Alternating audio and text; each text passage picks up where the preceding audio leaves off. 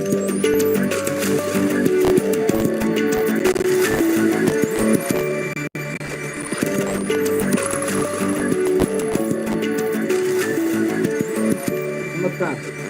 Health for all में आपका स्वागत है।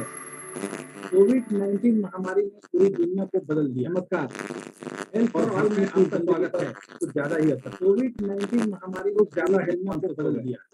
जो घर में है वो भी और जो दफ्तर में है वो भी पहले से ज्यादा सतर्क हो गए। कॉर्पोरेट ने भी वर्क फ्रॉम होम को काफी एनकरेज किया है। अब वर्क फ्रॉम होम को एक नए विकल्प के रूप में देखा जा रहा है। फिलहाल कोविड-19 का खतरा कम हो गया और खत्म नहीं हुआ। इसी के साए में अब ये आवाज भी उठने लगी है कि वर्क प्लेस वेलनेस पर कितना और कैसे ध्यान दिया जाए। ये तो सभी जानते हैं कि अगर एम्प्लॉइज स्वस्थ होंगे, काम का माहौल स्वस्थ होगा, तो कंपनी की प्रोडक्टिविटी भी बढ़ेगी। इसी मुद्दे को उठाएं। अगले 3 घंटे तक हम जानने की कोशिश करेंगे कि वर्क प्लेस वेलनेस क्यों जरूरी है।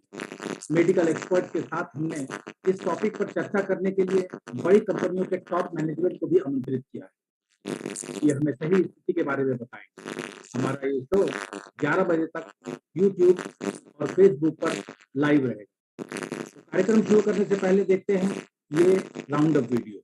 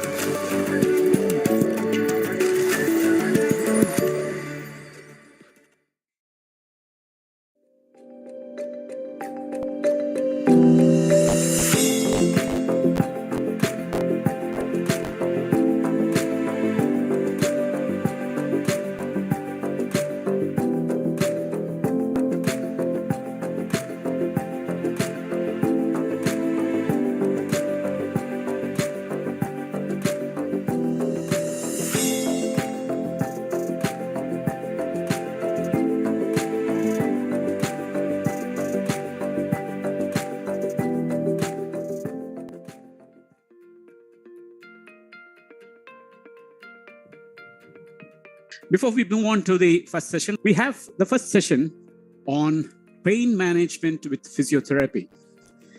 And we have with us Dr. Navneeta Purkayastha, who has over 22 years of experience as a physical therapist and is currently the area manager and director of rehabilitations of Hudson Point at Riverdale and Citadel at Kingsbridge. She's also a certified member of the Indian Association of Physiotherapy and a member of the American Association of Physical Therapy. So our topic today is chronic pain. अगर मुझे chronic pain के बारे में बताना होगा, chronic pain मतलब वो pain जो हमेशा आपके साथ रहती है. Chronic pain by definition is a pain which lasts more than 6 months. Pain is an unpleasant sensation to the body, right? Which is caused by any injury, tissue injury, or any kind of cut, burns. So it can be divided into acute pain, chronic pain, nociceptive pain. There's various kinds of pains. Acute pain is something, injury हुई, दर्द हुआ, heal हो गया injury, pain is done, it's gone, it's less than 6 months. Chronic pain is something which lasts with you forever. जैसे कुछ लोग हैं हमेशा बोलते हैं सुबह उठ के, अरे मेरे घुटनों में दर्द हो रहा है, अरे मेरे कमर में दर्द हो रहा है, या गले में कुछ है, सर दर्द है. That is chronic pain. There's various kind of chronic pain. If you say like arthritis, most common, which comes in chronic pain. Then migraine, it's chronic pain, right? Anything with the visceral comorbidities, like if you have diabetes or if you have chronic kidney disease, that also causes chronic pain because symptoms will cause like neuropathic, पैर में sensations जा नहीं रहे हैं, झुंझुनापन है, या पैर सूज गया है, उसके वजह से दर्द है, आप चल नहीं पा रहे हो, and things like that. So that's basically what is chronic pain in definition. Now, what causes chronic pain, right?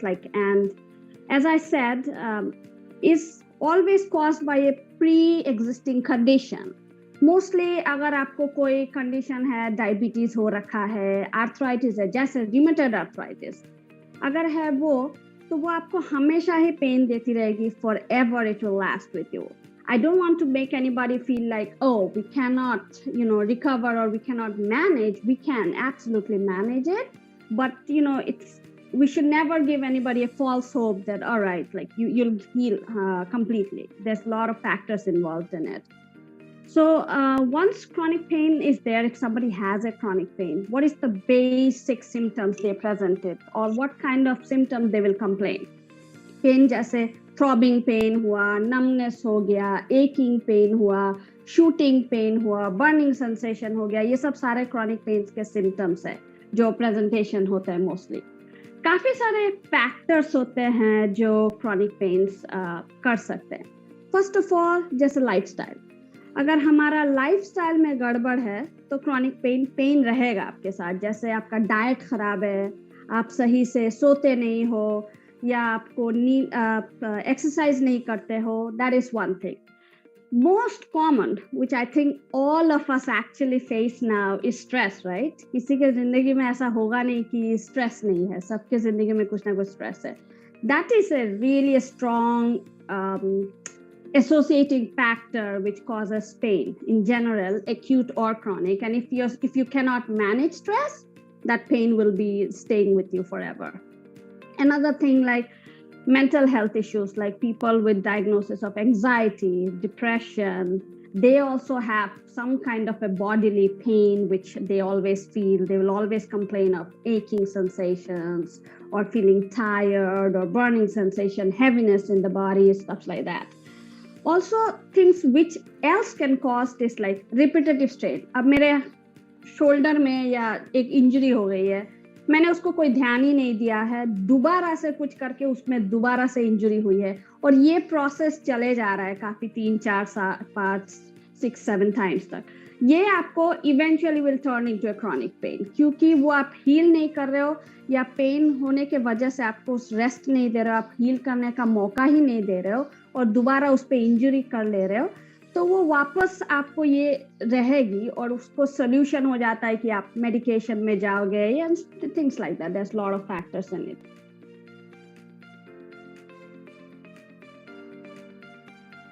We now move on to another important session, session number 2. Now, does spirituality in any way help in managing or alleviating pain? Because sometimes what happens... What did you mention? Sorry, I did not get it. Does spirituality have any role in controlling or alleviating pain? Because what happens is when people, at the fag end, when they don't have any remedies, they opt for such remedies. Does it have any this one? Absolutely, absolutely. I say that because I am also a yoga instructor, right? Yes.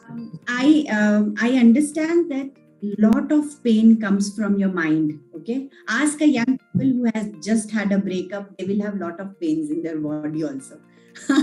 So, lot of stress in your mind actually cause lot of pain in your body. Okay, and anything which release that stress will also helps in decreasing the pain. So whether it's spirituality or you can call it yoga, when you actually practice it, there is a lot of internal pain, which I say that the pain which is from the mind or from the stress.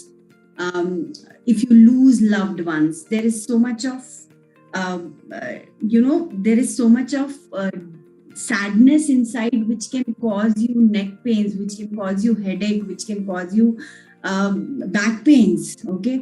So yes, any pains which is related with mental stress, yes, spirituality can help. ज्यादातर लोग pain clinic के बारे में नहीं जानते. क्या आप इस पर प्रकाश डालेंगे कि ये पेन क्लिनिक है क्या, कैसे फंक्शन करता है, और दूसरा, कब और किसे पेन क्लिनिक जाना चाहिए? मैं आपको ये बताना चाहता हूँ कि ये जो पेन क्लिनिक का कॉन्सेप्ट है, ये अमेरिका में काफी सालों से प्रचलित था. ऑलमोस्ट अब 70 साल के करीब हो गए होंगे. इंडिया में पेन क्लिनिक्स अराउंड 20 से 25 साल पहले स्टार्ट हुए, और पेन क्लिनिक एक ऐसी जगह है जहाँ पे आपको हर प्रकार के दर्द का संपूर्ण इलाज मिल सकता है, चाहे वो हेडेक हो, चाहे वो जॉइंट पेन्स हो, चाहे वो बैक पेन हो, चाहे वो नसों का दर्द हो. जिसके लिए हमें सर्जरी की आवश्यकता नहीं है। तो पेन क्लिनिक का मतलब ये नहीं होता कि सिर्फ आपको दर्द की दवाइयाँ देनी है और आपका दर्द वो शांत कर देंगे। हमारा मेन मकसद होता है कि हमें आइडेंटिफाई करना है कि पेन किस वजह से हो रहा है और उस जड़ को हम पहचानें, उस जड़ पे काम करें। लेकिन जब तक वो आपकी जो परेशानी है वो पूरी तरीके से ठीक नहीं होती, तब तक हम आपको कुछ ऐसी दवा दें ताकि आपकी जो दिनचर्या है वो अच्छे से चलती रहे और आपको उसमें परेशानी ना हो। You deal with a lot of young generation people also who have knee pain, back pain, headache and all. Sure. What is your opinion on this ooh, ouch type of balms that's coming? Of course, earlier we had dealt with drugs to control pain, but what about these balms? Are they effective? To some extent, there are two types of balm. One is our known research-based medicine, like we have drugs, non-steroidal diclofenac, we have ketamine, we have buprenorphine, we have gabagesic. So all these drugs which we use, either they are getting absorbed through skin, or they are counter irritant. That is one of the mechanism of treating the pain. So they are effective. We are using.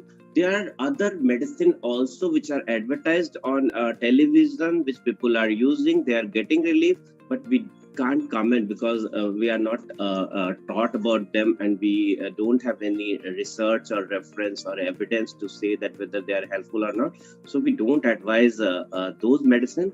But yes, we have lotion, we have cream which are very useful. They are lignocaine, local anesthesia in superficial pain condition. It is very helpful. We have.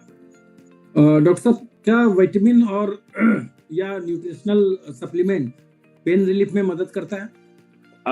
मुझे इस बात पे बहुत controversy है कि कौन से vitamin जरूरी है, किस हद तक जरूरी है। और हिंदुस्तानी कल्चर में नेचर की तरफ झुकाव ज्यादा है। एंशिएंट टाइम से हम कैसे अपने खान पीन से चीजों को बदल सकते हैं, इस बात से बहुत झुकाव है। और अगर हम इसको लॉजिकली सोचें तो हर विटामिन की एक रेंज दी हुई है, और वो रेंज क्यों दी हुई है? एक कम रेंज और एक ज्यादा रेंज, कि इसके बीच में आपको रहना है। क्यों? क्योंकि ज्यादा होगा तो भी परेशानी होगी और कम होगा तो भी परेशानी होगी।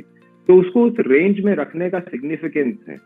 और बहुत सारे विटामिन, खास करके विटामिन डी या B12, इनका रोल है दर्द के अंदर। लेकिन अगर आप ये सोच रहे हैं कि मान लीजिए किसी को नसों का दर्द है, उसकी नसों पे चोट है, और अगर मेरा विटामिन लेवल नॉर्मल है और मैं ये अगर ये सोचने लगूं कि मैं वो विटामिन की गोलियां खाता रहूंगा और उससे मेरा दर्द कम हो जाएगा, तो ये गलत धारणा है। तो उनका रोल है, अगर वो कम है उनको नॉर्मल लेवल में जाना जरूरी है। How does one maintain spinal health, especially when it comes to the IT crowd? Yeah, this is I am taking regular sessions for the IT people. Okay, they are the one who are having the most sedentary lifestyle, which is the most common cause of spine pain and neck pain. Okay, one is the sedentary lifestyle. Second is wrong posture, because they have less knowledge about the ergonomics, how to sit, how long to sit, and how to stretch your body when you have to do a job in prolonged sitting position. Third thing is lack of sunlight. Okay, because they are having very less access and they are in a closed space. So these are the three reasons why IT population is suffering from neck pain and spine pain. So first thing is they should stop using the mobiles as less they can use, because if we are flexing the neck, okay, too much to view and texting, so we are putting excessive strain on the neck.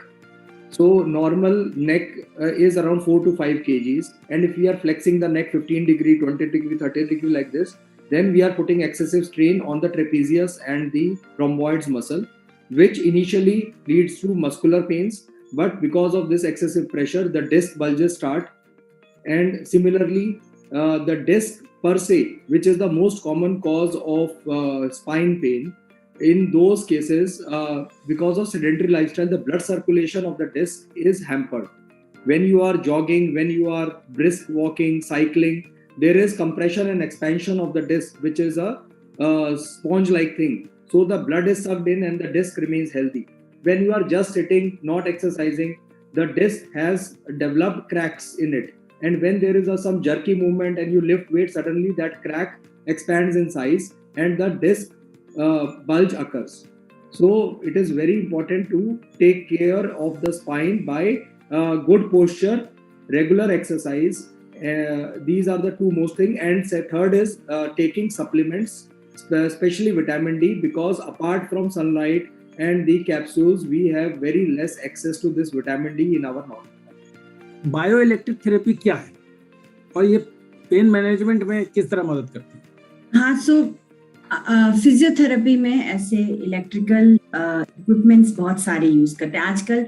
सिर्फ bio electric therapy ही नहीं, आजकल मतलब shock wave से लेकर laser से लेकर आगे हम बहुत बढ़ चुके हैं, जिसकी वजह से हमारा पेन कम हो सकता है। हमें ये जानना बहुत जरूरी है कि ये पेन थोड़े दिनों के लिए कम हो सकता है, ये आपकी लाइफ टाइम रिक्वायरमेंट नहीं।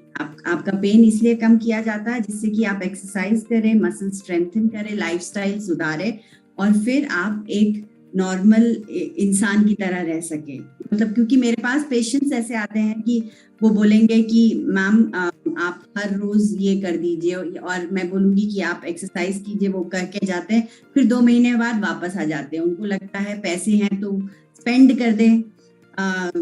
तो इलेक्ट्रिकल स्टिमुलेशन से लेकर, इलेक्ट्रिकल स्टिमुलेशन तो नहीं, बट हाँ IFT हो गया, टेंस हो गया, रशियन करंट हो गया, बहुत सारी ऐसे करंट्स हैं जो आपका टेम्पररी रिलीफ देती हैं। कि एक पेन किलर आपको टेम्पररी रिलीफ देता है, वो आपका उपाय नहीं है। इसी तरीके से ये इलेक्ट्रिकल जो भी इक्विपमेंट्स है, ये आपको टेम्पररी रिलीफ देते हैं, ये उपाय नहीं है।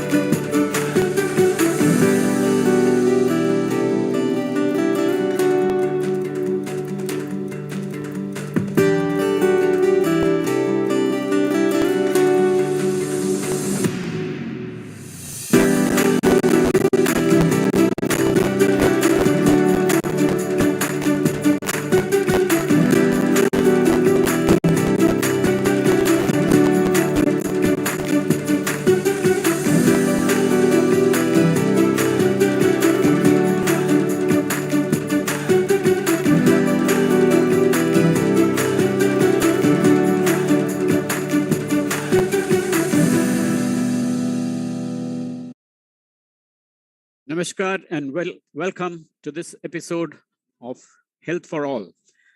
I am Shankar Raj, President of Heal Foundation, and it's a pleasure to have you all back on this platform this Sunday.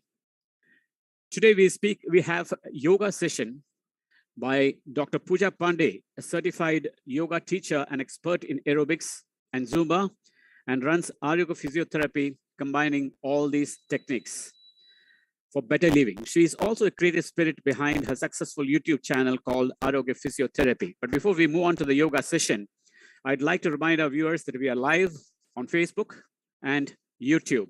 So do log in and witness our show.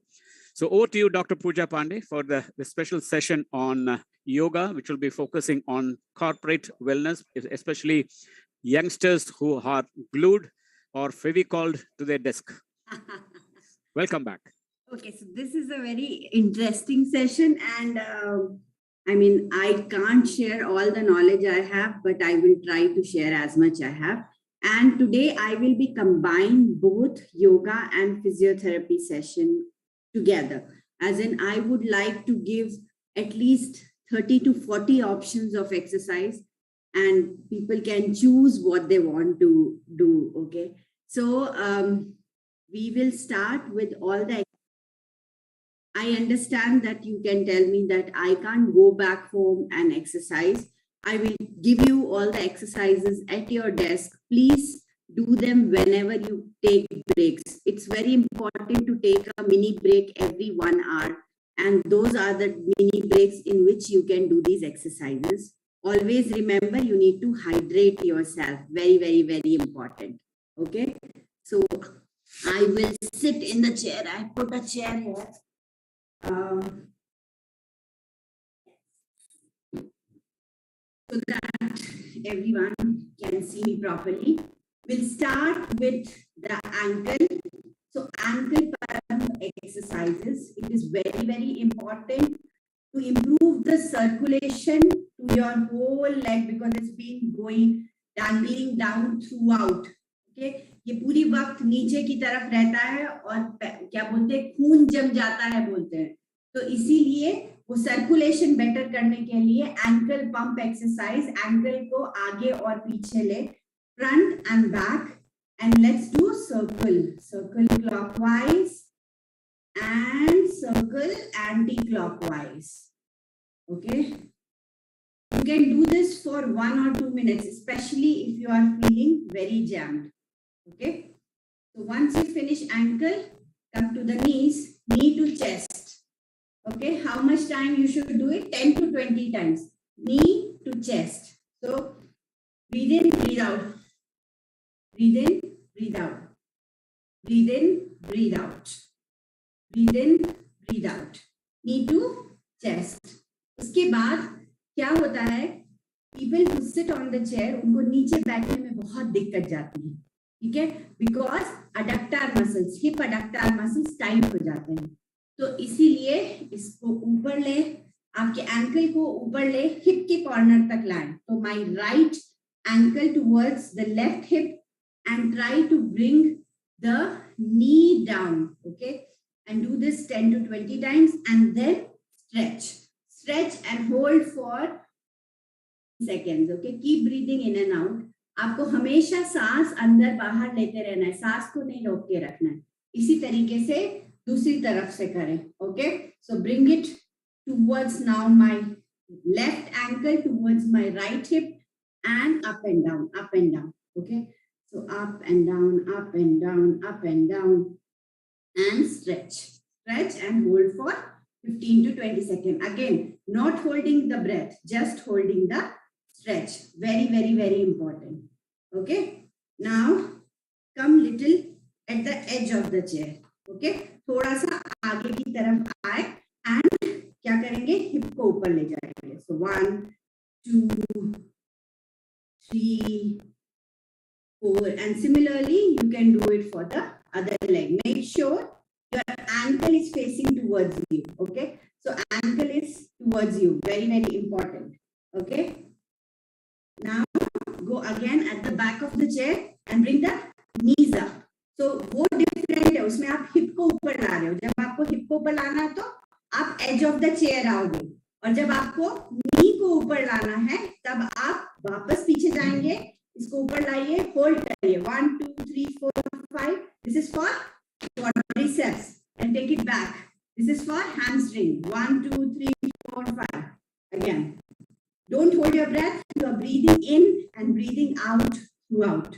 Okay, so again take it back. Okay, now since we have done flexion, we will do abduction. Again, come at the edge of the chair and try to take it out and in. So breathe in, breathe out, breathe in, breathe out, breathe in, breathe out. Again, 10 to 20 times you can do this. Now take it to the other side. So we have tried to activate ankle, then we have tried to activate knee, then we have tried to activate hip. Okay, you can even tie ankle weight and do these exercises. Okay, ankle weight will become a resistance or a strengthening exercise protocol. Okay, उसके बाद squats बहुत जरूरी, because you are in a corporate job and you are not able to do the squats. You do chair squats. So you get up and you sit down. 1, get up 2, get up 3. You have to be very careful with the chair which has wheel. अगर आपकी chair में wheel है तो आपको carefully ये करना है, क्योंकि अगर आप ये केयरफुली नहीं करेंगे तो आप गिर सकते हैं. तो इसीलिए इसको केयरफुली करें, especially if the chair has wheel, and most of the corporate chairs has wheel. Okay, so be very careful with this. How many times? Again, 10 to 20 times is what. Okay, next we will try your spine or your pelvis. So we can do pelvis circle in standing. Okay, pelvis circle. Clockwise, breathe in, breathe out. Anti-clockwise, breathe in, breathe out. Breathe in, breathe out. Breathe in, breathe out. Breathe in, breathe out. Breathe in, breathe out. Very good. Now let's sit back, okay, and try to twist, because spine has been straight. So we will twist. So your left hand goes towards your right knee and you look at the back. You are at the edge of the chair. Okay, you look at the back. Hold it for 10 to 15 seconds. Then come on the other side. Hold and look at. So you can hold this stretch for 15 to 20 seconds and do it twice or thrice. Okay, 2 या 3 बार आप ये कर सकते हैं. ठीक है. Similarly, आपके desk को पकड़ के आप obliques को यूज कर सकते हैं. तो आप चेयर को रोटेट करें. So again, 10 to 20 times on either side. I am trying to activate my abdominal muscle. Okay. उसके अलावा आप बाइसिकल क्रंचेस कर सकते हैं. हाँ, आपने सही सुना. आप बाइसिकल क्रंचेस भी बैठ के चेयर पे कर सकते हैं. आपका हाथ पीछे and try to go towards the opposite knee. Make sure you are not bending down. You are straight, your neck is straight, and you are trying to bring the leg towards the opposite elbow. Breathe out, breathe in, breathe out, breathe in, breathe out, breathe in. ये rule साथ में रखिए कि कोई भी exercise जिसको हम ज्यादा बार रिपीट कर रहे हैं वो आप 10 से 20 बार करेंगे, 10 to 20 times. एंड जो भी एक्सरसाइज जिसमें हम होल्ड कर रहे हैं, हम स्ट्रेच कर रहे हैं, उसको हम 10 से 20 सेकेंड होल्ड करेंगे और 2 से 5 रिपीटेशन करेंगे. तो उसमें रिपीटेशन कम होगी पर उसमें होल्ड ज्यादा होगा. ये रूल सबके लिए फॉलो करें, बहुत इंपॉर्टेंट है. ये रूल सबके लिए फॉलो करें. ओके, सो अभी हमने बाइसिकल क्रंचेस कर लिया. Okay, so we have activated our abdominal, we have activated our spine. We would like to stretch on the sides also. Okay, so we keep one hand here and we go as much down as possible. Hold it, hold it, hold it, hold it. It feels so nice. बहुत लोगों का, जो मैं corporate में काम करते हैं, उन लोगों का साइड्स इतना टाइट होता है और जब मैं रिलीज करती हूँ तो बाप रे बाप. So this is a very good exercise which you can incorporate while you are sitting in the chair. Okay, and then stretch your spine up. So you hold both the hands together, roll it up and stretch.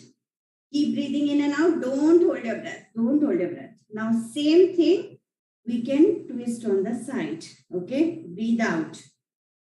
If you want to hold, or you can even do repetition. Breathe out, breathe in, breathe out, breathe in, breathe out, breathe in, breathe out, breathe in. ऐसे ही आप rotate भी कर सकते हैं. Breathe out, breathe in, breathe out, breathe in, breathe out, breathe in, breathe out, breathe in, and relax. Okay, so आपने spine activate कर दिया. अभी हम अपर बैक की तरफ आएंगे. अपर बैक में क्या करेंगे, हम श्रग करेंगे. ट्रेपीजियस के लिए, सॉफ्टवेयर इंजीनियर्स के लिए ट्रेपीजियस मसल्स हमेशा से टाइट हो जाता है. It is always tight for software engineers. So it's very important to shrug. So shrug and leave, shrug and leave, shrug and leave. You can always smile while doing these exercises. This is not punishment. Okay, shrug and leave, and then rotate your shoulder. Breathe in, breathe out. Breathe in, breathe out. Breathe in, breathe out. Breathe in, breathe out. Opposite. Breathe in, breathe out. In, out. In, out. In, out. In, out. In, out. In, out. And relax. Okay. Now we will start with shoulder exercises. So both the hands on the shoulder, elbows together. Breathe in, breathe out. Very good. Breathe in, breathe out. Breathe in, breathe out. And then opposite. Breathe in. Again, 10 to 20 times in each direction. Very important. See, I'm already started sweating. So it's very effective exercises. Though I'm not repeating it 10 to 20 times because I want to tell you as many exercises as possible. Okay, then we do arm rotation. So both the hands towards you, okay, and do slow rotation clockwise and slow rotation anti-clockwise. Very important not to bend your elbow. Elbow is straight. Okay, breathe in, breathe out. So coordinate all your exercise with your breath. When you coordinate it, that is what yoga is all about. Okay, so coordinate with your breath. Then you bring your thumb down and take it back. Arm pulses. So you do your arm pulses, trying to take it as back as possible. Your thumb facing down. Okay, then take it up, and then you take it down. By the time you finish it, it will be almost 2 or 2.5 minutes and your shoulder will cry, but imagine the amount of circulation which has gone through it. Okay, so after this, let's do full rotation of shoulder. You have to again come at the edge of the chair. So breathe in, breathe out. 1, 2, 3, opposite. 1, 2, 3. मैं 2 या 3 बार ही कर रही हूँ, पर आप आराम से 10 से 20 बार आराम से कर सकते हैं. ओके, उसके बाद हम बाइसेप्स में आते हैं. तो अगर मान लीजिए आप ऑफिस में हैं और ऐसे साउंड्स नहीं निकाल सकते हैं, तो आप धीरे से एक्सपायर भी कर सकते हैं. तो breathe in, breathe out, breathe out, breathe out. अगर आप बॉटल्स या डंबल्स ले लें तो आप इवन स्ट्रेंथनिंग एक्सरसाइजेस भी कर सकते हैं सबके साथ. तो आप डंबल्स को होल्ड करके स्ट्रेंथनिंग एक्सरसाइजेस भी while you are sitting in the chair आप कर सकते हैं. ठीक है, उसके बाद हम डेल्टॉइड को स्ट्रेच करते हैं. Go at the back, deltoid stretch करिए. आपका right hand goes towards the left side and from your left hand, you bring it towards you. Make sure your elbow is straight, okay? Again, hold this stretch for 10 to 20 seconds and repeat it 3 times on both the sides, okay? So that's your deltoid stretch. Then you stretch your triceps, okay? So take it out. So this will all expand. Take it back. Again, 10 से 20 second आप hold करेंगे और 2 से 3 बार repeat करेंगे, बहुत important है। दूसरी तरफ भी सिमिलर वे से करिए, बहुत इंपॉर्टेंट है, okay? Now let's do the common range of motion exercise. बहुत सारे लोगों को कॉर्पोरेट वर्ल्ड में, specially people who have diabetes, they start having frozen shoulders. So overhead activities करना बहुत जरूरी है। आपकी सारी एक्टिविटी यहाँ पे होती है, तो overhead activity करिए, breathe in, breathe out. जैसे मैंने बोला, अगर आप ये डंबल्स के साथ करेंगे तो ये रेजिस्टेंस एक्सरसाइज भी हो जाएगी। breathe in, breathe out, breathe in, breathe out. Opposite shoulder, breathe in, breathe out, breathe in, breathe out. Reach out, reach out. Reach out. Do fly. Breathe in, breathe out. Breathe in, breathe out. Breathe in, breathe out. Breathe in, breathe out. Diagonal. आप diagonal के लिए थोड़ा सा side पे आ जाइए, okay? दोनों हाथों को सीधा रखिए. Breathe in, breathe out. You are trying to expand your chest. आप बड़ी shallow breathing करते हैं, जो even अपर लोब से भी नीचे नहीं आता है, तो try to long deep breath in, that will regenerate you as well, okay? So very very important to regenerate your whole body. This will help in your scapular muscles. तो जिनका posture खराब हो जाता है, राउंड शोल्डर होता है, mid back pain होता है, उनके लिए ये सब एक्सरसाइजेस बहुत अच्छी है. दोनों हाथों को पीछे ले जाइए, एल्बो को साथ में लाइए.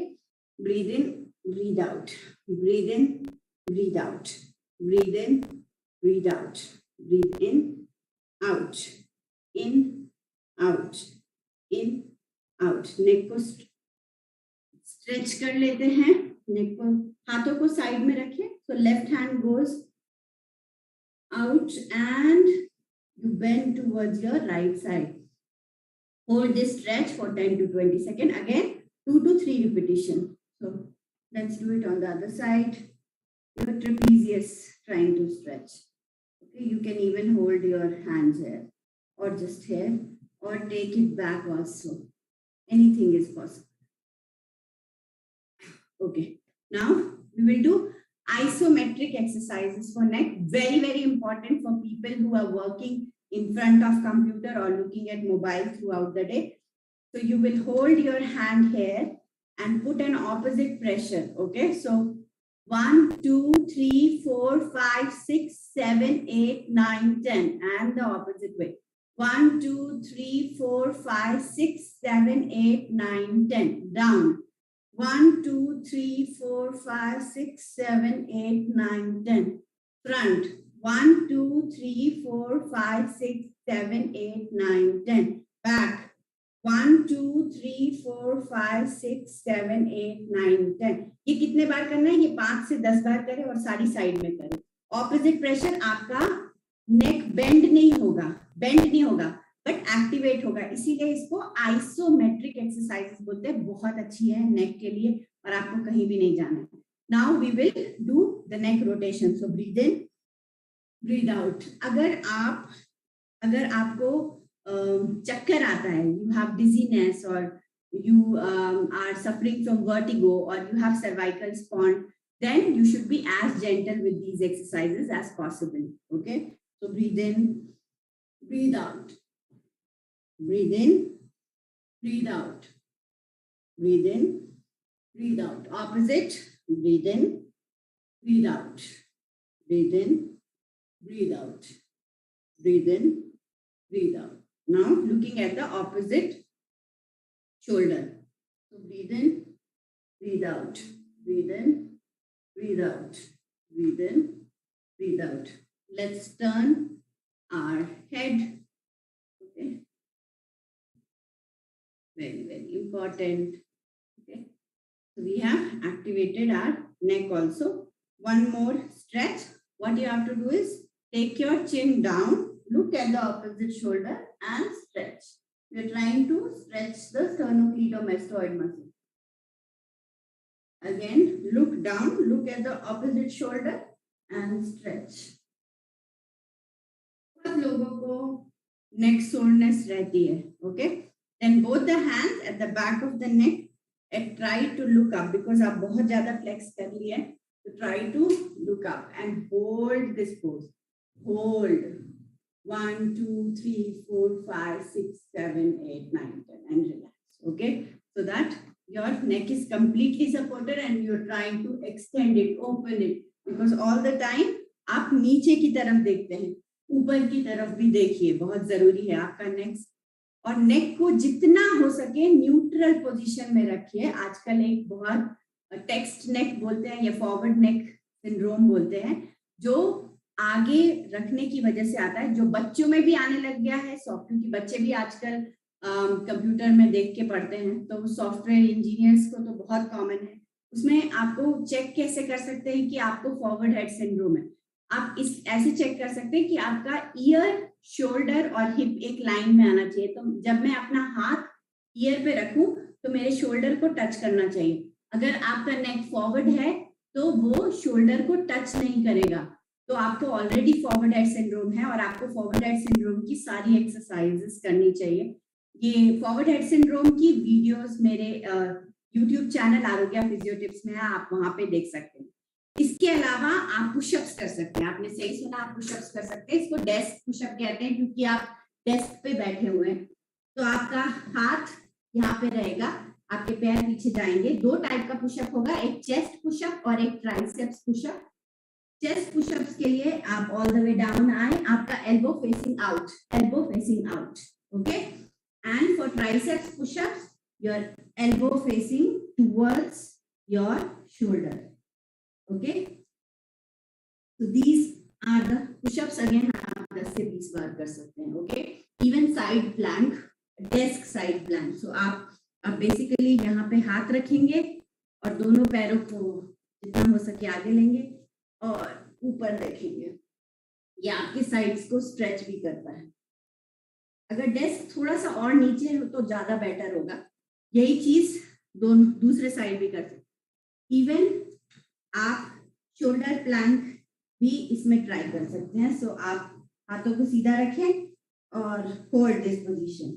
1, 2, 3, 4, 5, 6, 7, 8, 9, 10 एंड रिलैक्स. ओके. आपके कोर को एक्टिवेट करेगा, आपके बैक को एक्टिवेट करेगा. Similarly here 1, 2, 3, 4, 5, 6, 7, 8, 9, 10 and relax. Okay. इसके अलावा आप खड़े होके बहुत सारी एक्सरसाइजेस कर सकते हैं.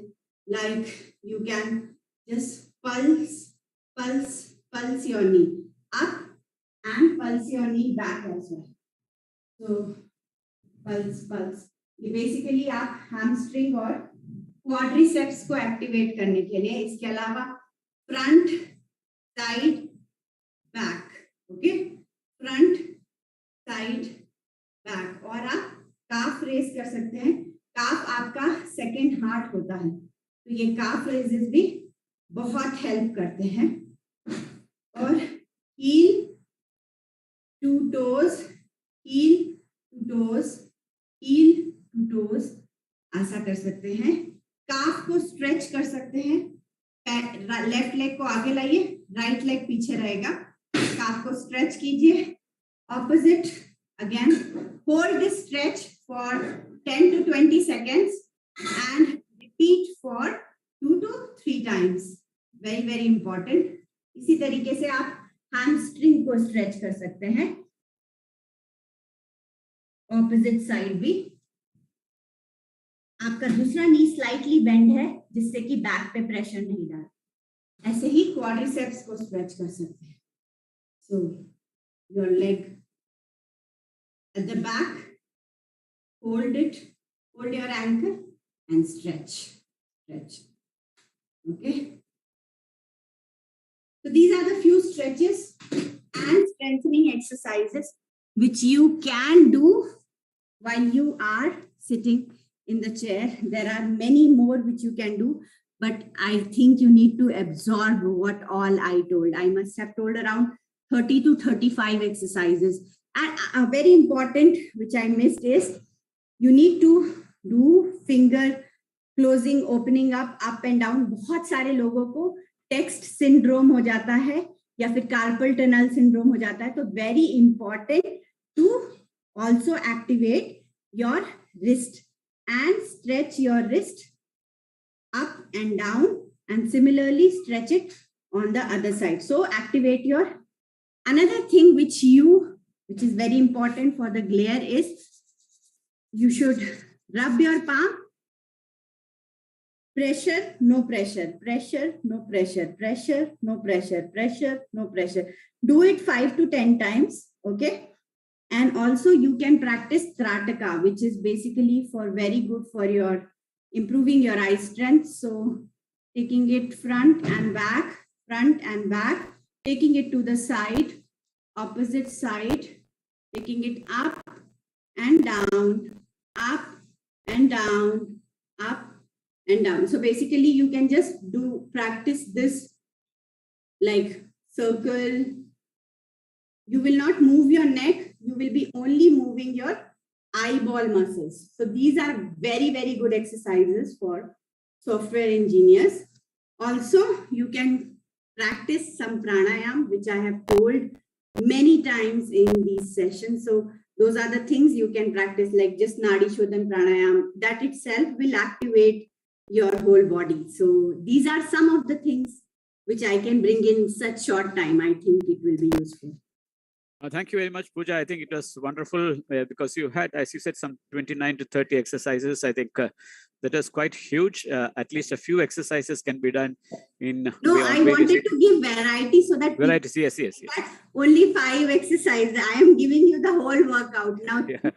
Want to choose. Yes. Now, I just wanted to ask you, most of these people, corporate world, the IT people, maintain a very glum face in the offices.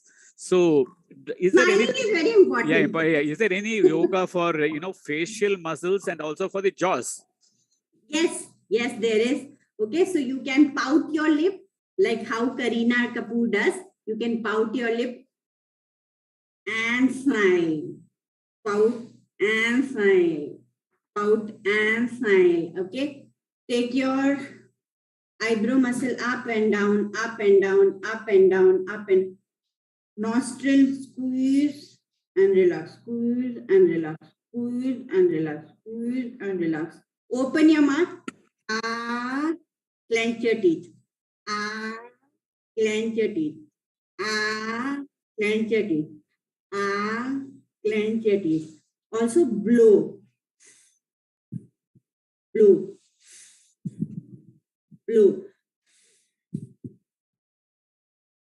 Also chew, like as if you are chewing a chewing gum.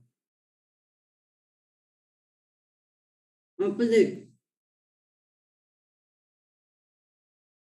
These are the exercises which we give basically for a Bell's palsy person also. Also closing eyes and opening eyes. So closing it very hard and opening it.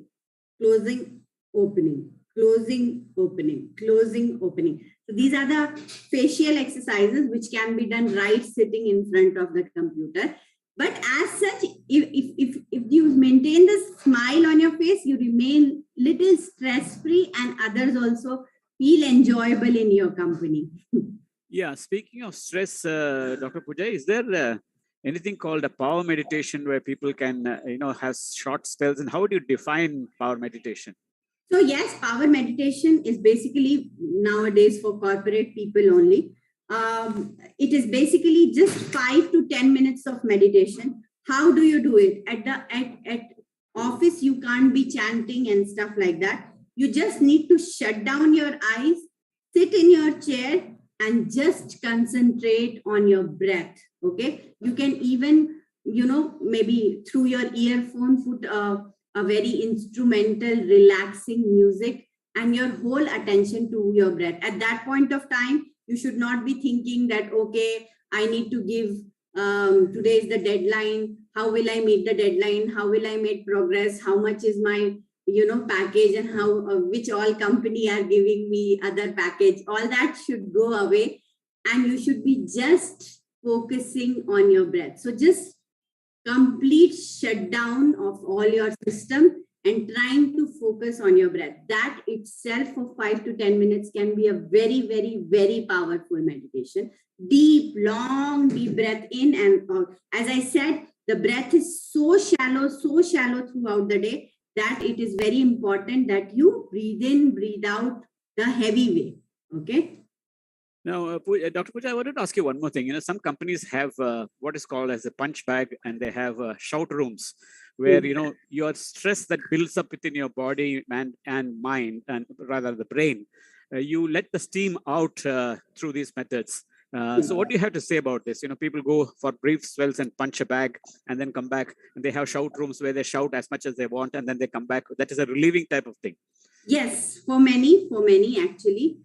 People who don't practice yoga, or people who don't practice pranayam, or people who don't practice meditation may require this kind of, as if also, trying out boxing as a sports just for fitness is also very, very good idea in that case. Okay, because that itself releases lot of energy, lot of frustration. It's basically they want to punch somebody else, but they punch the bag. Usually it is their boss. Yes.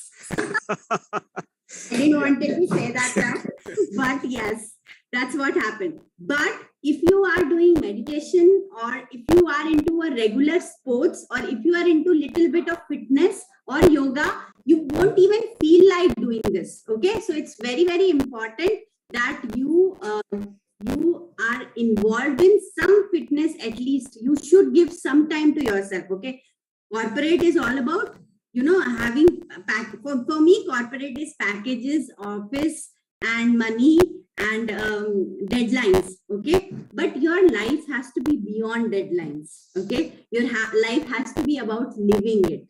So if it is very important for corporates also, and I think they are starting a lot of programs where trying to take care of their employees' health. They are realizing they should do yoga. They are realizing that they should do exercises and stuff.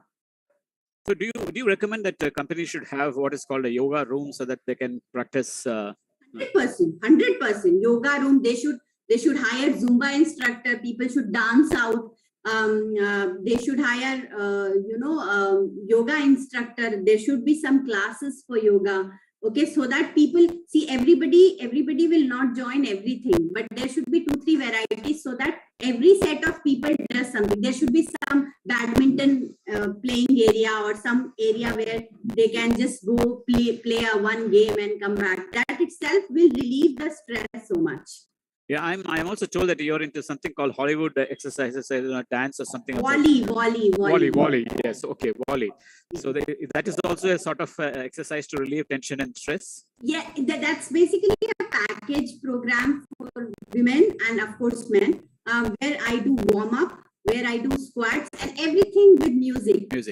So warm up, squats, and then 3 songs of dancing, then posture, then pelvis, then again 3 songs of dancing, and cool down stretches, followed by back, core, and hands and leg strengthening. So it's a complete package. It's stretching, strengthening, and cardio together. Fine. Go to Kishore for your questions. Thank you sir, thank you. Doctor Pooja, मेरा सवाल ये है कि आजकल corporate में, जैसा इन्होंने भी सवाल पूछा था, कि एक अलग स्पेस बनाया जाता है कि लोग आए, एम्प्लॉइज आए, योगा करें। आप भी किसी ना किसी कॉर्पोरेट से जुड़ी होंगी। हमने जो अपने अनुभव से देखा है कि एम्प्लॉइज का रिस्पांस उतना पॉजिटिव नहीं होता है, वो भागते हैं। करने वाला भी कोई होना चाहिए। हाँ, नहीं, अगर बताने वाला हो, अगर जैसे most of the talks which I go for corporates, after 1 year, 2 years, I will forget that I have gone, but somehow that employee will connect to me and tell me that you had come to our company for that talk or for that particular yoga session, which is very, very, very, it's very proud of, I feel very proud because at least that 2 years back, that talk they remember, which is like huge achievement for me. Okay. So it is very, very important that the instructor should be also, vibrant, and they should be spreading a person with low energy cannot give you energy, right? Energy exchange होता है, जब हम एक साथ बैठते हैं तो क्या होता है? Energy exchange. Anybody with low energy cannot capture a person. Okay, so you have to be high in prana to capture your audience. Okay, so it is very, very important that the instructor should be, see, as a teacher, I can't blame my children that they are not good. I have to be good.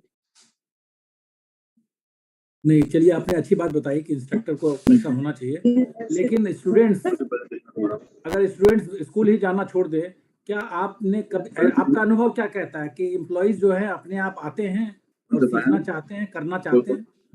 करने वाला सही हो तो करना चाहते हैं, करने वाला सही हो तो करना चाहते हैं। हाँ, कुछ लोग बहुत ही ज्यादा लेजी बम होते हैं, उनको ना ऐसे झंझोड़ के उठाना पड़ता है। तो जब तक उनको हार्ट अटैक ना आए, या जब तक उनको कोविड ना आए, या जब तक उनको कोई चीज ना आए, तब तक वो उठ नहीं पाते हैं। तो कोई ना कोई चीज उठा ही देगी उनको, या तो टीचर या तो बीमारियां। Thank you Puja ji. Over to you mister Shankar. Thank you, Dr. Pooja. I think that was a lively session and a very important session because we deal with a very young crowd whose attention span is very, very low. Yes. And also, as what Kishore said, they run away from all these exercise programs because for them, what is important is more of a vacation, more of enjoyment mentally. So I think these exercises are very, very important. Thank you for having all these exercises. Thank you. Wonderful having you with us. Thank you. Thank you so much. Thank you. Thank you. We now move on to the quiz. First quiz.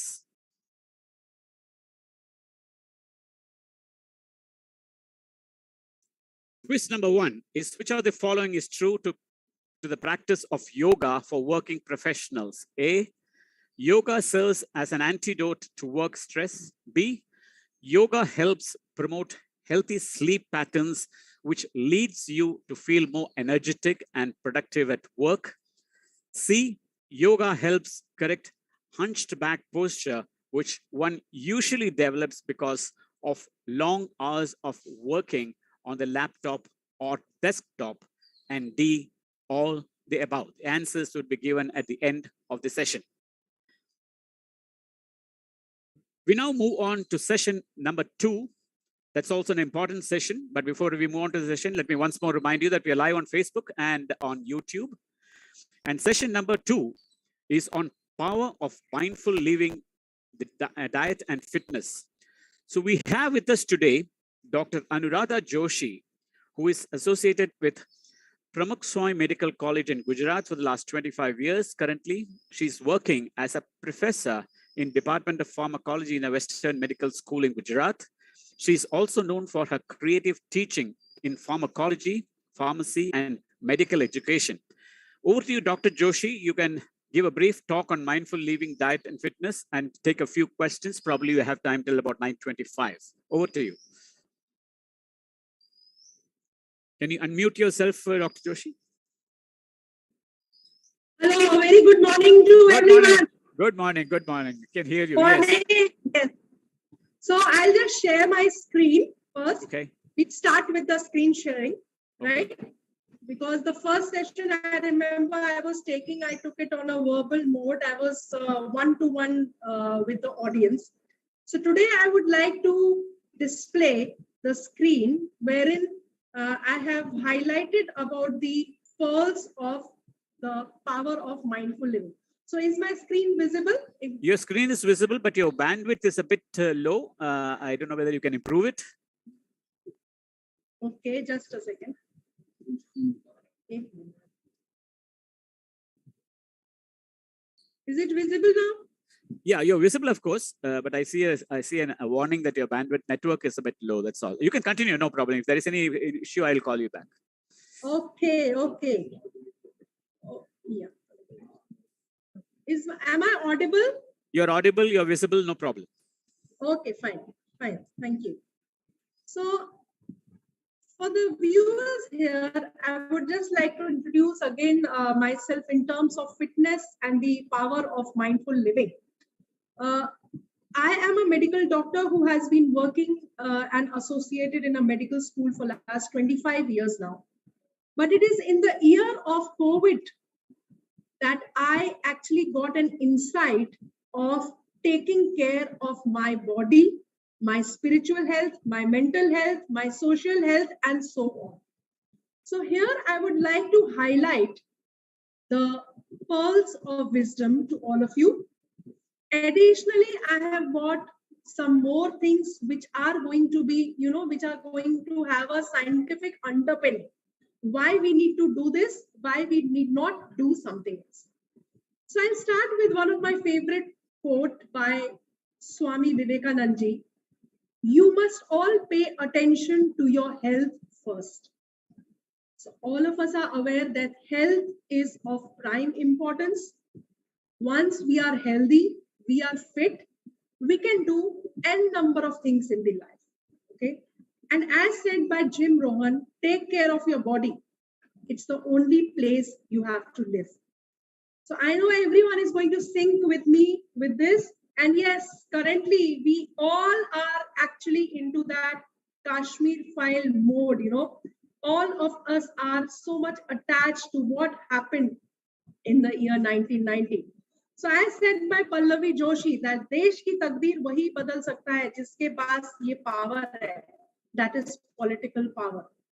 So remember, friends, we can even change our destiny in ourselves if we are going to pay attention to our health. If we have the health power and the fitness power, we can really change a lot of things, especially a lot of negative things which occur in our life.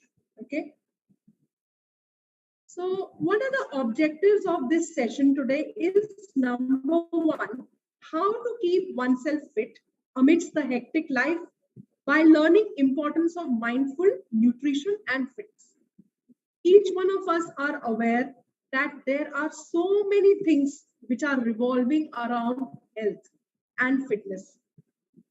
But here today, I'll be focusing mainly on nutrition and fitness, what I have been actually doing amidst my hectic routine life.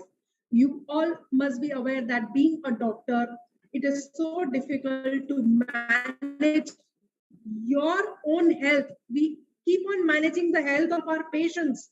But when it comes to us, it becomes very, very difficult because we cannot find time for ourselves only, right? And secondly, I would like to share my experience of winning the title of VPR Mrs. India.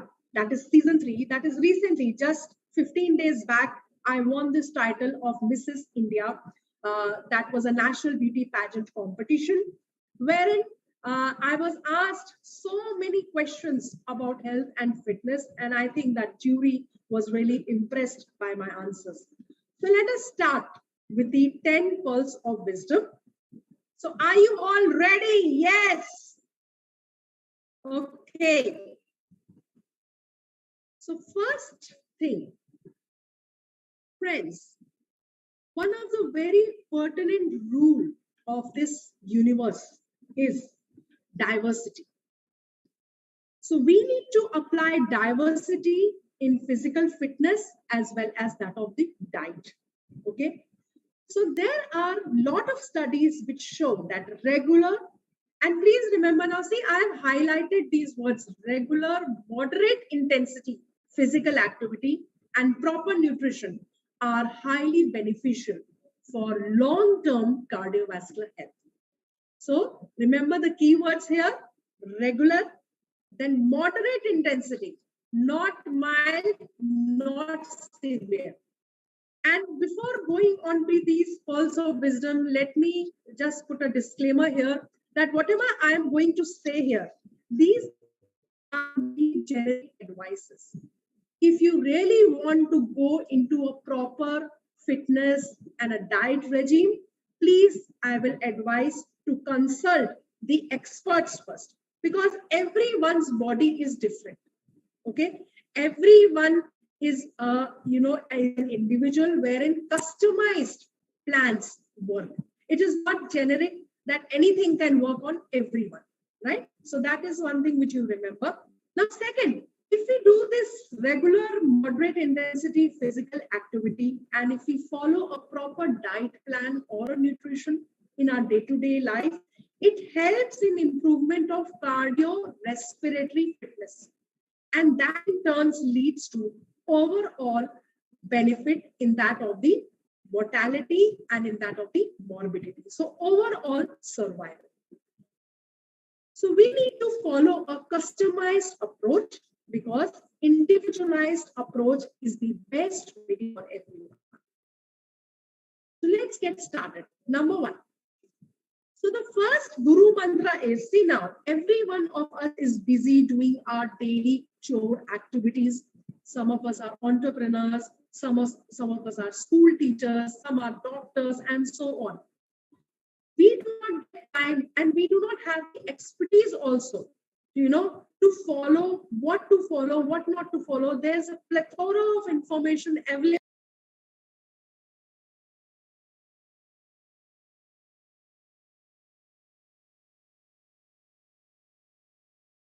I think we lost, did we lose Anuradha?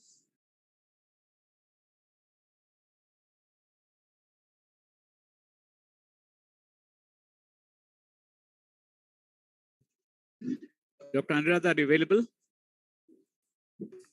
Kishore, can you see? I'm visible, just let me know. Yeah, you're not visible. Your bandwidth is low. Okay. So I suggest that you shut down the video and then you go to the audio mode. No, now you are visible. Yeah, now you're visible. Now you're okay. Okay. Please continue. Okay. So the first thing is, friends, hire a good trainer. Now, a good trainer doesn't mean the one who is posting a lot of pictures on Instagram and who is doing a lot of propaganda of his or her training, etc., etc. Certified trainer is a must. Please, please, please.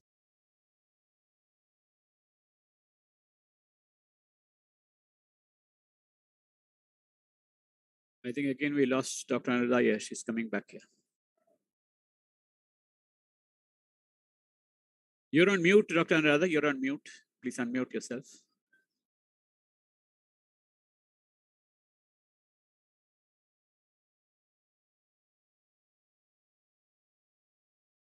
Please unmute.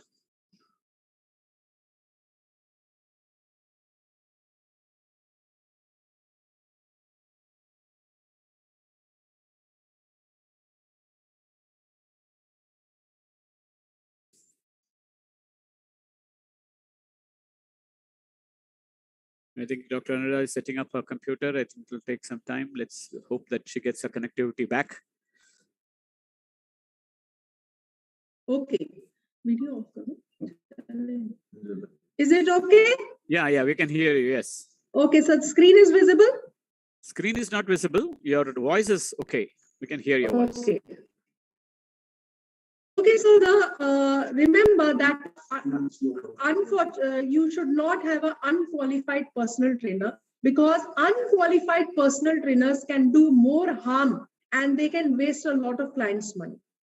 If we have unqualified personal trainers, what they can do is they can lead to injuries of the knees and injuries of the joints. So please be aware of the trainer quality. Okay. Is it okay, Mr. Shankar? Am I visible? Yeah, you're visible. Yeah. Okay. Okay, so always remember that the good trainers are paying emphasis on warm-up pre-exercise and strength post-exercise. Many times, many trainers miss this aspect. They will say, oh, the exercise is finished, you can do stretching yourself. No. Once the exercise finishes,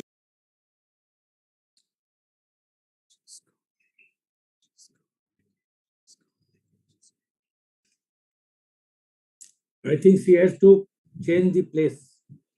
Yeah, I think either change the place or she can shut down the video also so that some bandwidth is saved. Dr. Anuradha, I think your bandwidth is very low, so you can shut down the video and only speak audio. You're on mute now. Yeah, you can switch off your video so that your bandwidth is saved. I switched it off. I've switched it off. Yeah, okay, now we can hear you. Yes. Okay. Yeah. So now, friends, remember, suppose if you're not into any exercise program or anything, you can even try brisk walking. And third thing is jogging. If you are doing brisk walking, afterwards you can even start jogging. Jogging is very good for the cardiovascular health also. Some people can go on gradual strength training, starting with 3 kg, then 4 kg, coming onto that. Now, currently, as for me, I'm using 7.5 kgs, right, for strength training. So I do a lot of diverse activities in my training because I want to avoid a plateau phase, right? On Sundays, you can indulge into cycling, you can go for swimming.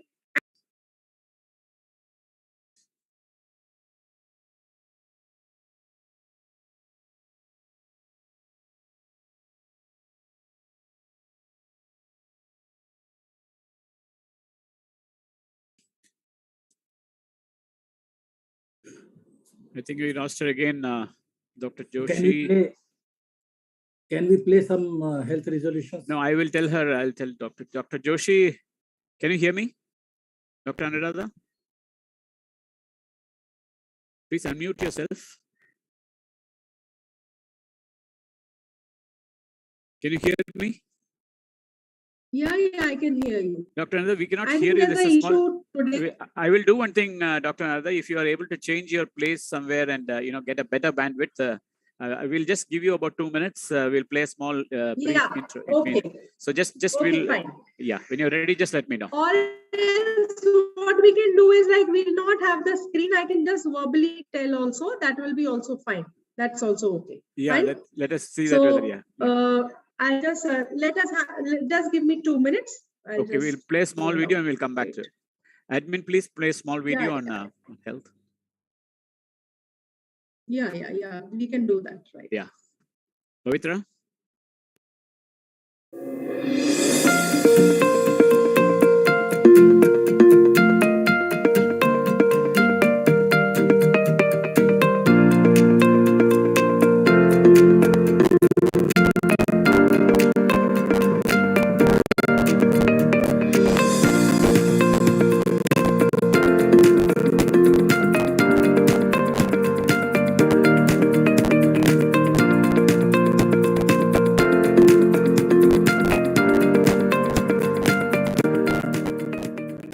Very happy to be here and do this session with all of you beautiful people. योग है मतलब overall wellness के लिए होता है, right? And mental health आज की generation में बहुत ज़्यादा इम्पोर्टेंट होती जा रही है because inner peace is life. We have seen the pandemic has taught us that if you don't have a good mental health, if you don't have a good physical health, then there is no point of life, right? So ऐसे बहुत सारे आसन हैं जो mental health को affect करते हैं positively और अपने माइंड को काम करते हैं. प्राणायाम, ब्रीदिंग, ब्रेथ वर्क जिसको कहते हैं, जो सभी कर सकते हैं at any as. You can sit at any position and do that, So I would say that more than the physical asanas, if breath work is something that really helps the mental health and gets your body aligned and balanced. So अब हम start करते हैं. तो जैसे मैंने पहले बोला that yoga का मतलब होता है union, body mind and soul का यूनियन होता है, that is called yoga, right? तो पहले हम फिजिकल इम्प्योरिटीज को निकालते हैं थ्रू द प्रोसेस ऑफ आसनास. उसके बाद हम मेंटल हेल्थ को पॉजिटिव करते हैं थ्रू द प्रोसेस ऑफ प्राणायाम. और फिर हम अपनी स्पिरिचुअल रेल्म को प्योरीफाई करते हैं थ्रू द प्रोसेस ऑफ ध्यान धारणा, that is meditation.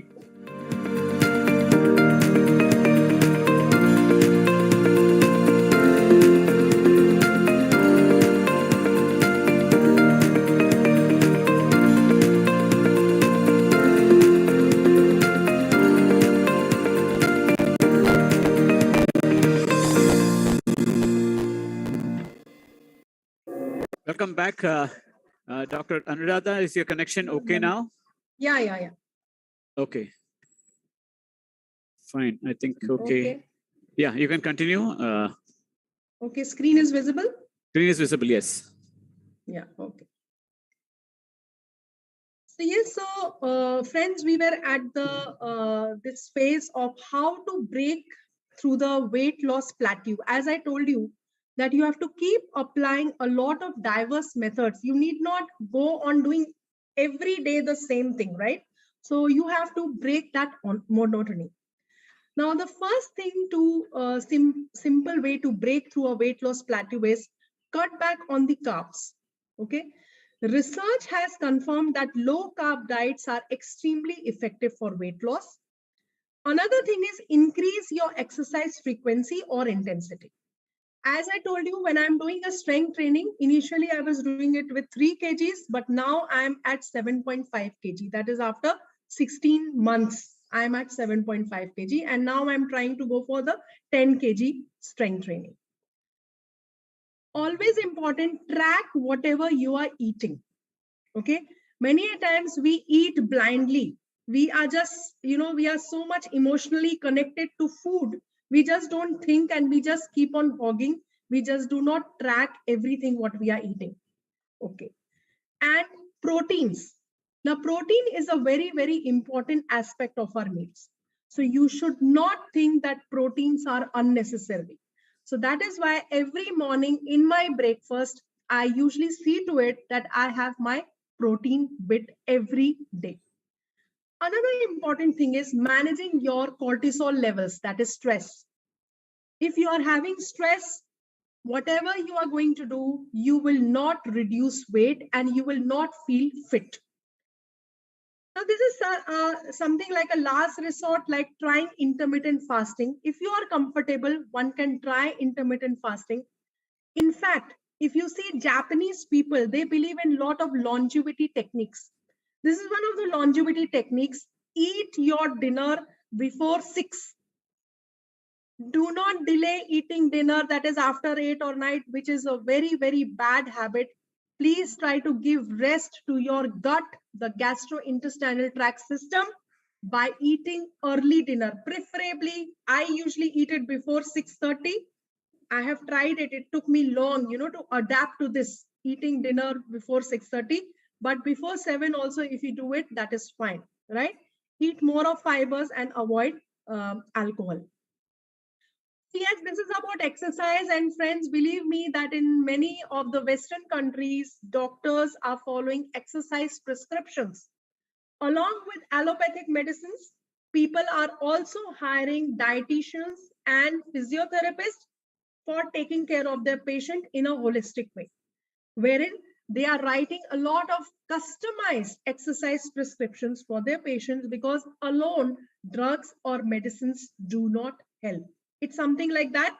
If you are an hypertensive patient, somebody is going on taking an antihypertensive, but you're not, curbing your salt intake, nothing is going to work, right? It's going to be an antagonistic effect, right?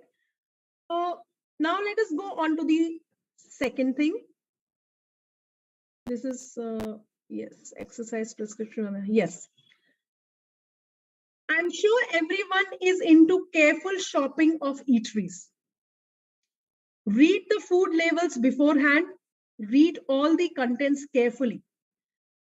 Try to have a track on what you are buying and whether how much, what is the density of the nutrition in the given food. You can come to know it better by consulting your dietitian experts, because I usually consult my dietitian who is in my hospital. I keep asking her whether I should take this product or not. If I have to buy a mayonnaise, I usually ask her which is having less calories, which is better for my body, etc., etc. So everyone can do that, right? Now, next is about the polyunsaturated fats. They are potentially better than the monounsaturated. In one of the study, replacing foods, which are high in saturated fat with polyunsaturated fat sources reduces the risk of heart disease by 19%, right? So better to avoid products which are having high saturated fat, for example, red meat, butter, excessive cheese, whole dairy products, and trans fat. Even there's something coming up in my slides, that is when we, use the oil which is already heated. Now, when we are using the heated oil again and again, there's increased chance of trans fat in those oils. So better to avoid such oils also, right? You can just see here, this is a diagram, this is a flow chart which shows the trans fat content, the saturated fat and the unsaturated fat. You can just take a screenshot of this algorithm, and you can see it from internet also, from the authentic resources, and consult your dietitian also, that which fats I am consuming and which are the unhealthy fats which I am consuming, right? Okay. Now, the next thing is, should you use one oil only for cooking? Again, my dietitian has advised me not to keep on using one oil throughout the year. Every 2 months, please keep on changing the oil which you are using for cooking. And of course, virgin olive oil and all we are using for the dressing of the salad, because when we, if we are, overheating the virgin oil, that is going to delete all the beneficial effects from the food, right? So better to use the sunflower oil. Sunflower oil is supposed to be one of the very good oils which one can use. Then you can alternate it with canola oil and other oils. So as I told you, reheating and reuse of oil should be avoided as far as possible.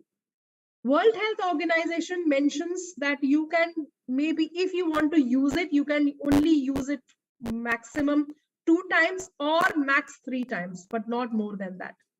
Avoid using leftover oil wherever it is possible, because as I told you, reheating and reusing of the oil, that leads to increased content of the trans fats, which is again harmful for the cardiac health and for our fitness. Okay, so this is about the oil.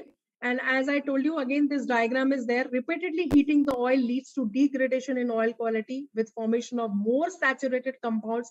You can see here hydroperoxides, monomers, dimers, high molecular weight compounds, along with less proportion of unsaturated fats, right?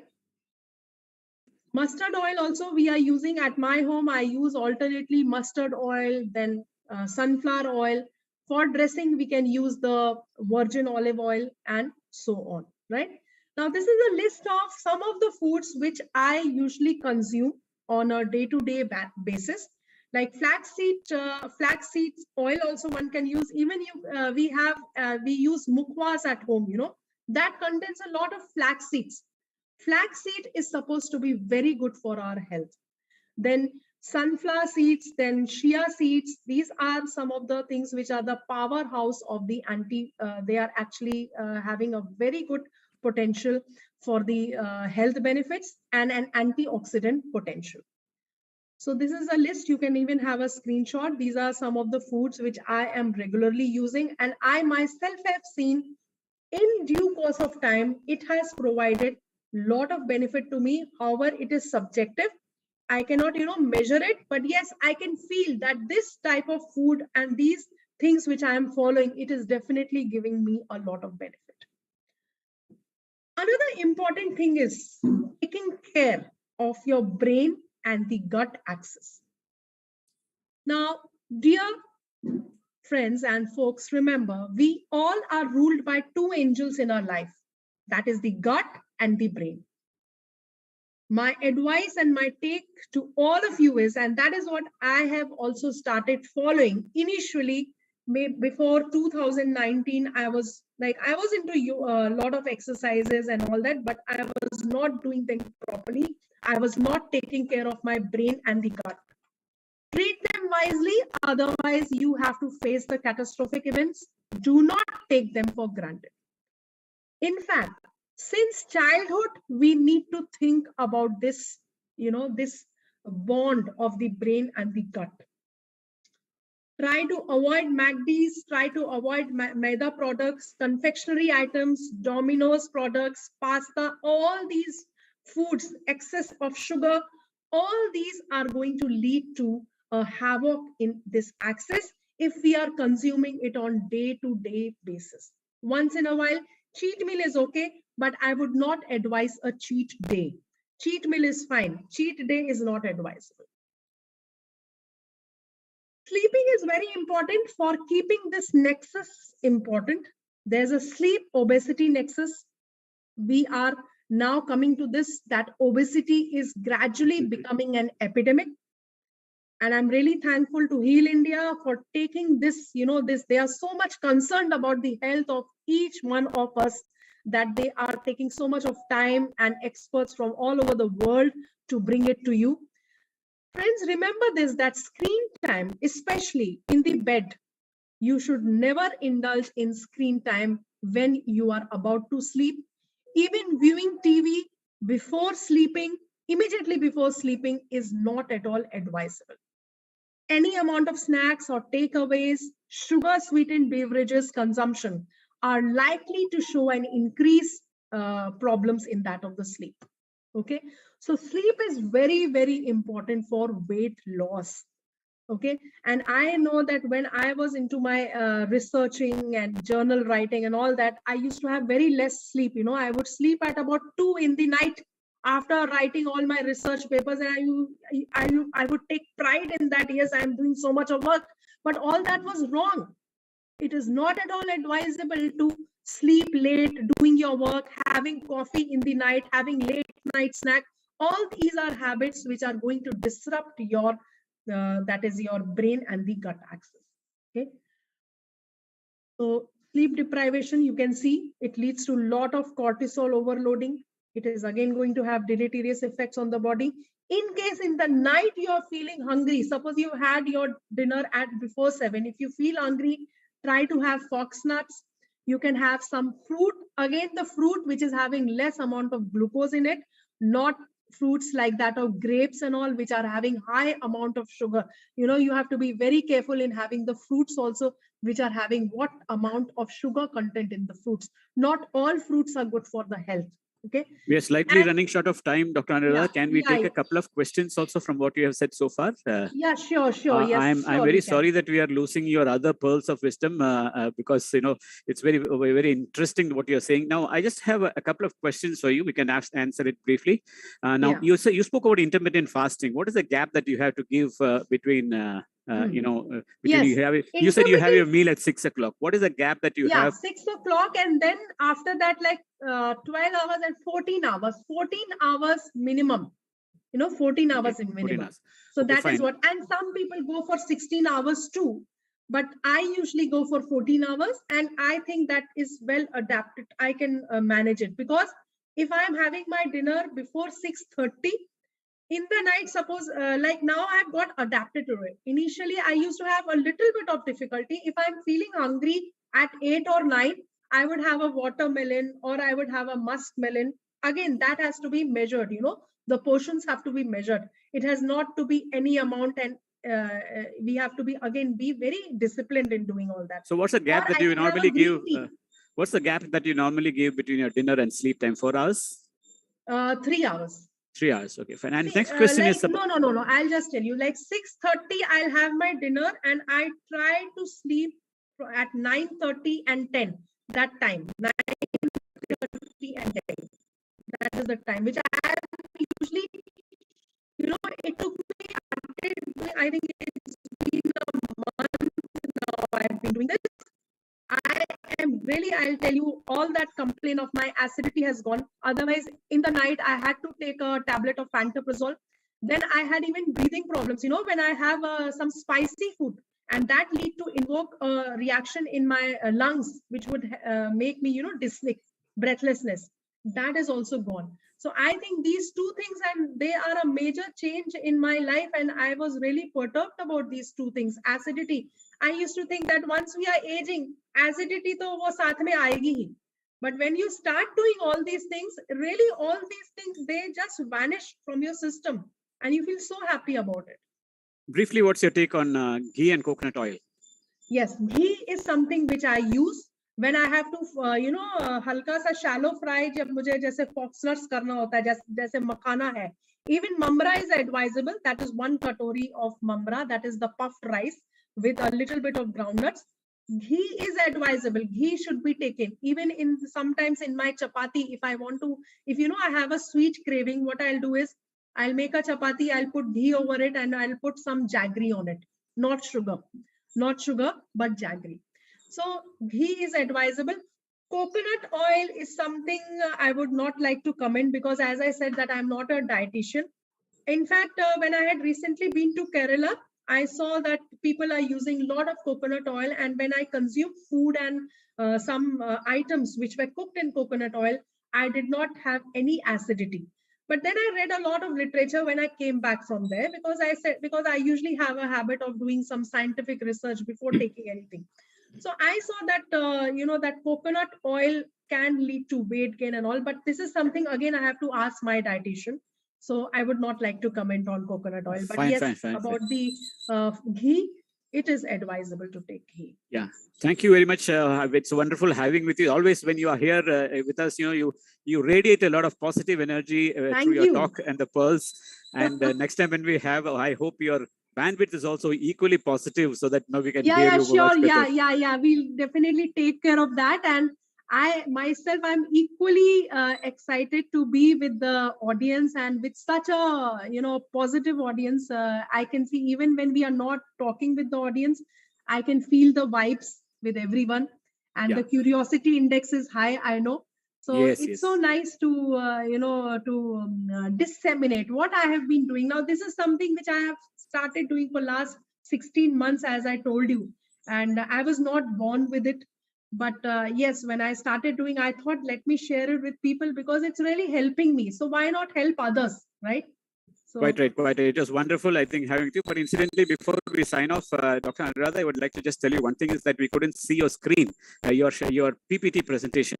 So probably you can mail it to Chavi, and we will put it as part of our, when we have a roundup, we will put it as part of it, because we couldn't see it. I will do that. Yeah, please share it. Because you have extreme important points so that we can convey it to the people, and they'll have a ready, they can take it through a lot of these presentations. So thank you very much. Thank you. Wonderful having you with us. Shankar, and thank you, Heal India, and thank you, Chavi, and thank you, Swadeep, for always, making this a wonderful event. And thank you so much, everybody. And I hope this is going to be helpful to everyone. I'll be sharing my slides. Please revisit the slides, and you can also follow some of the tips. It was wonderful having you with us, and congratulations for getting your award of Mrs. India. I think you deserve it. And let us hope that next 5 years also you start winning all these awards. Thank you very much. Thank you. Thank you. Over to you, Kishore, for best of COVID education. Thank you, sir. Doctor Anuradha ने बहुत अच्छी बातें बताई हमें, और अब हम भी कोशिश करेंगे कि शाम को हमारा डिनर जल्दी हो, अर्ली हो। अभी तो 10 बजे रात में हम करते हैं। बस यही है कि एक डायबिटिक को कितना गैप देना चाहिए, तो ये भी हम कभी उनसे डिटेल में बात करेंगे। कोरोना वायरस ने पिछले 2 साल से दुनिया भर में अपना जाल फैला रखा है, लेकिन इस महामारी में अफवाह और भ्रम ने भी एक तरह से महामारी का रूप ले लिया है। हमने हेल्थ फॉर ऑल के जरिए एक बीड़ा उठाया लोगों को सही सूचना देकर उन्हें जागरूक करने का, और ये काम किया हमारे शो में शामिल डॉक्टरों और अन्य विशेषज्ञों ने। तो प्रस्तुत है best of Covid education.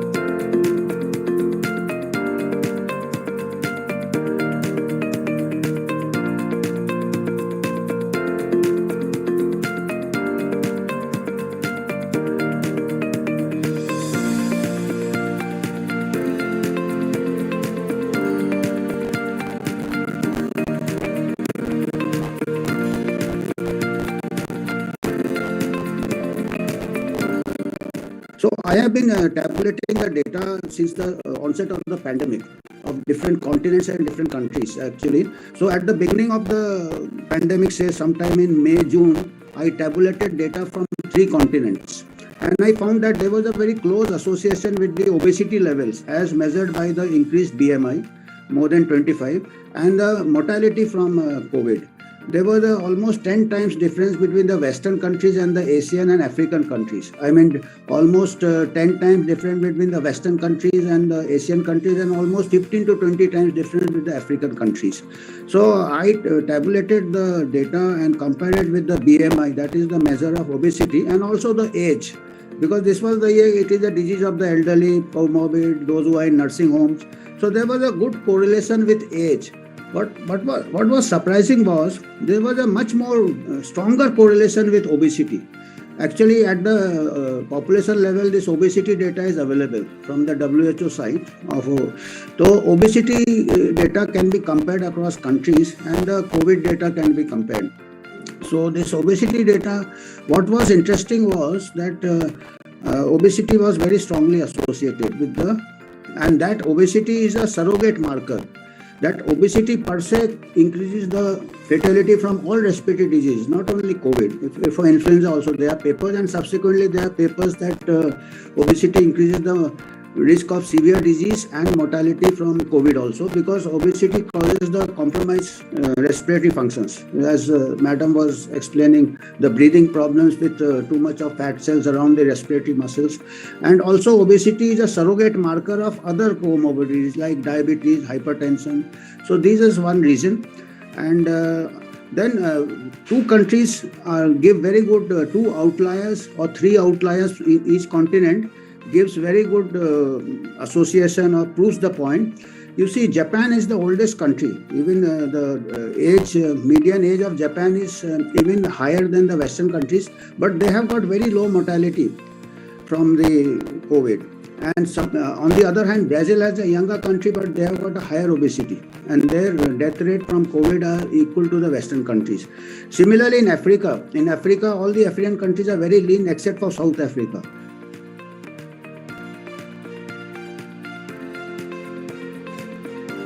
If you have cough with COVID, maybe now or in past recent COVID, maybe around a month or so, you need to have checked or diagnosed the reason of your cough, because in COVID, we do give steroids sometimes for management of COVID, which may flare up the disease if you have underlying tuberculosis. So you need to cross-check and be rest assured that there is no underlying tuberculosis within your system.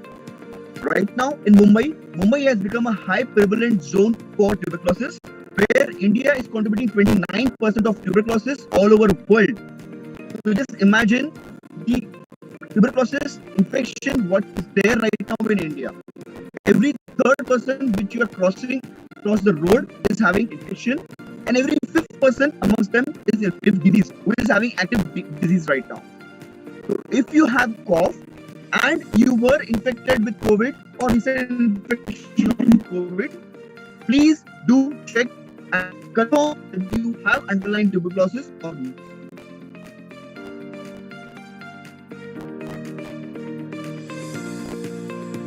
Recently, what we did was we conducted a study in patients who are COVID recovered.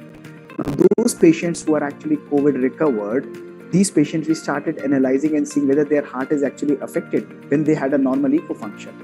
And to our surprise, what we saw was, this was documented in the Journal of Echocardiography very recently, that those patients who are apparently absolutely healthy with a normal ejection fraction, the subclinical dysfunction in the heart had already started occurring. Now, this is something which is revealing. What a person thinks that he's COVID recovered, this person is already having an effect on the heart when there's absolutely the equation normal. This we analyzed on the basis of speckle tracking and a special kind of imaging which is called strain rate imaging. And we are following up these patients. More severe was the COVID illness, the more chances was there that the heart would be affected. So definitely, while it is affecting the lung, it is also affecting the heart simultaneously depending on the severity of the COVID. Now, We have two perspectives of this. We must understand that whenever COVID is affecting our lungs, heart is simultaneously affected in almost ranging from 6% to 50 to 60% of the cases.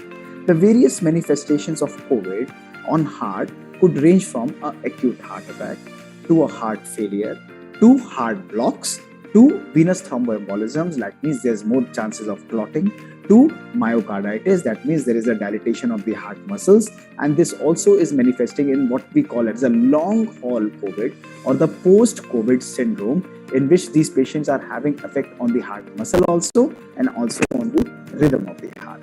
So this is very pertinent that every COVID patient who is either recovered or is in the active phase of that particular disease must have a baseline cardiac checkup.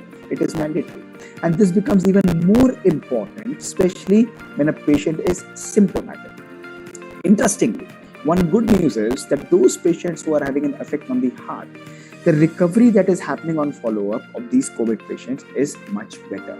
So, definitely, heart or cardiologist's role is significant in any illness of COVID. And there are various pathophysiological mechanisms that are happening because of the direct damage, because of the indirect damage, because of the immune response that is being generated. But heart is definitely affected both in the acute illness as well as during the recovery phase, as well as in those patients who are apparently absolutely healthy.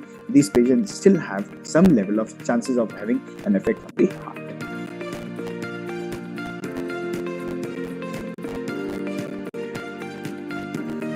Vaccine 100% protection देती है, ये बड़ा rarely होता है। जितनी vaccine होती है वो आपको अच्छी प्रोटेक्शन देती है, लेकिन उसकी बार बार जरूरत पड़ती है।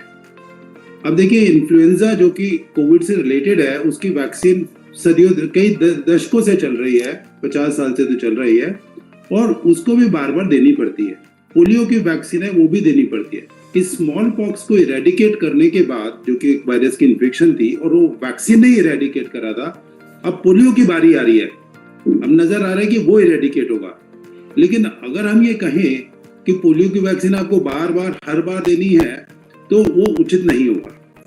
कोविड की वैक्सीन और इन्फ्लुएंजा की वैक्सीन, इसमें थोड़ा कॉन्ड्रम है। जो हमारे वायरस होते हैं वो दो तरह के होते हैं, एक डीएनए वायरस होता है, एक आरएनए वायरस होता है। जो डीएनए वो डबल स्ट्रैंडेड होता है।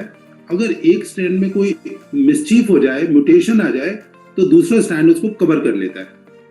कोविड का वायरस सिंगल स्ट्रैंड का आरएनए वायरस है, और इसमें अगर कोई म्यूटेशन आ जाए तो एक तरह से वो बहरूपिया बन जाता है, अपना रूप बदल के बॉडी के अंदर आता है, और उस केस में सारी प्रोटेक्शन नहीं मिल सकती है। और ये जो है म्यूटेशन जिसको हम कहते हैं, ये कोविड में बड़ा कॉमन है। समझ लीजिए हर 15 दिन में एक हो जाता है। इन्फ्लुएंजा में उससे भी ज्यादा है, एचआईवी में उससे भी ज्यादा है। तीनों आरएनए वायरस है। आरएनए वायरस की खासियत है कि वो बहरूपिया होता है और रूप बदलता है। ऐसी हालत में जो वैक्सीन है, वैक्सीन बड़ी प्रिसाइज होती है। अगर ये पेन है और इसको मारना है तो इसी को जाके टारगेट करेगी, लेकिन अगर इसमें इसका कैप थोड़ा सा भी बदल जाएगा तो उसको नहीं टारगेट कर पाएगी। तो वैक्सीन की थोड़ी दिक्कतें होती है। हैविंग सेड इट, लेकिन मैं उसके बाद ये जरूर कहना चाहूंगा, आपको ध्यान होगा पिछले साल जब WHO ने बात करी थी, विश्व स्वास्थ्य संगठन ने, उन्होंने कहा था कि अगर वैक्सीन 50% एफिकेशियस भी हो गई, उसकी 50% तो भी हमारे लिए ठीक है, क्योंकि ये प्रकोप महामारी ऐसी है। 50 नहीं, जितनी वैक्सीन बनी है सारी की सारी उससे बहुत आगे है। 70-80 को पीछे पछाड़ के वो 90 के पॉजिटिव उसमें जा रही है।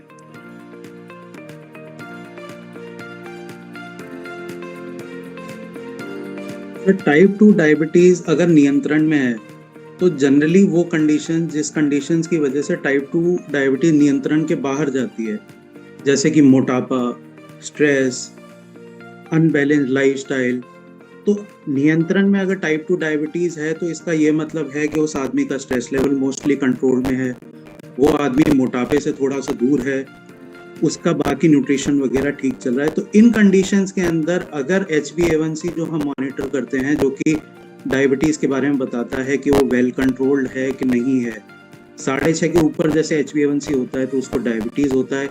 अगर 8 के नीचे HbA1c है तो कंट्रोल बहुत अच्छा चल रहा है।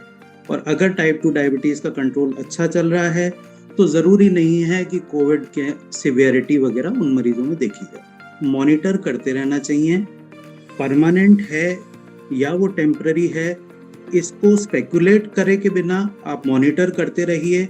अगर लग रहा है कि डायबिटीज़ आपका कंट्रोल आ रहा है, शुगर नीचे होने लग रहा है, आपको सिम्टम्स आ रहे हैं कि आपका शुगर फॉल हो रहा है, तो उस केस के अंदर दवाइयाँ आपको कम करके मॉनिटर अपना चालू रखना चाहिए। आप डायबिटीज़ की दवाइयाँ कम कर दीजिए, शुगर मॉनिटरिंग कीजिए, उसके बाद कई चीज़ों में रिवर्ट हो जाता है। क्योंकि कई बार तो क्या होता है कि इलनेस का स्ट्रेस हो गया, इन्फ्लेमेशन बॉडी में बढ़ गया, जो हॉर्मोन्स इन्फ्लेमेशन में बढ़ते हैं, वो इन्फ्लेमेशन मतलब स्ट्रेस, बॉडी को जब भी स्ट्रेस होगा तो एक्ट करने के लिए ताकत चाहिए। ताकत कहाँ से आएगी? शुगर से आएगी, तो शुगर बढ़ेगा शरीर में। और दूसरा है कि उससे रिलेटेड मेडिसिन, अगर कोविड सिवियरिटी की तरफ था, स्टीरॉयड दिए हैं, तो वो कंडीशन वर्सन कर सकती है। तो एक बार वो चीज़ें निकल गई तो हो सकता है कि शुगर कंट्रोल वैसे ही आने लगता है। तो कईयों की रिवर्स भी हो जाती है, कईयों की कंट्रोल हो जाती है, कईयों की वर्सन हो जाती है।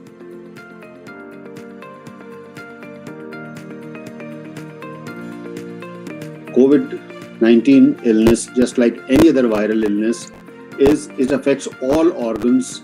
Some are involved more, which express themselves clinically. So you get diagnosed with COVID pneumonia or COVID myocarditis or COVID thromboembolism. But it's a systemic illness. And also, as first speaker, Dr. Mohit, pointed out that there could be a low-grade myocarditis resulting in subclinical myocardial dysfunction picked up by specialized tests like echocardiogram. These are the patients who are at risk of exercise-induced or when they go beyond their effort tolerance to develop arrhythmias, which they are vulnerable in any case. So a good marker for that is that if somebody recovers from COVID-19 or any other viral illness and suffers from profound fatigue, the definition of fatigue is feeling of being tired after minimal exertion for which person is used to otherwise. So these are the patients where one should suspect there could be a subclinical myocarditis, which makes them vulnerable to all kinds of problems, including sudden death on exertion. So these are the patients who should be investigated in a targeted manner. And if there are signs and symptoms of myocarditis, they should be given prolonged rest. And there are some medicines also, which I will not go into detail here, but they can be put on some medicines also to make them recover, particularly those who are found to have impaired heart function. Here, because the context has come up, I would like to say that we must investigate and counsel patients in a targeted manner, because one of the hazards in any pandemic, and more so in the current pandemic, is that one should not overwhelm medical and healthcare systems, because positivity rate in some of our metropolitan cities is 25%, going up to 50%.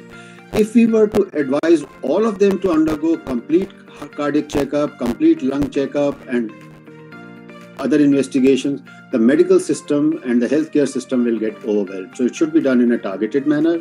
Those patients who have profound fatigue or sequelae after initial illness should be investigated. All others can follow routine healthful activities like good nutrition, remaining well hydrated, etc.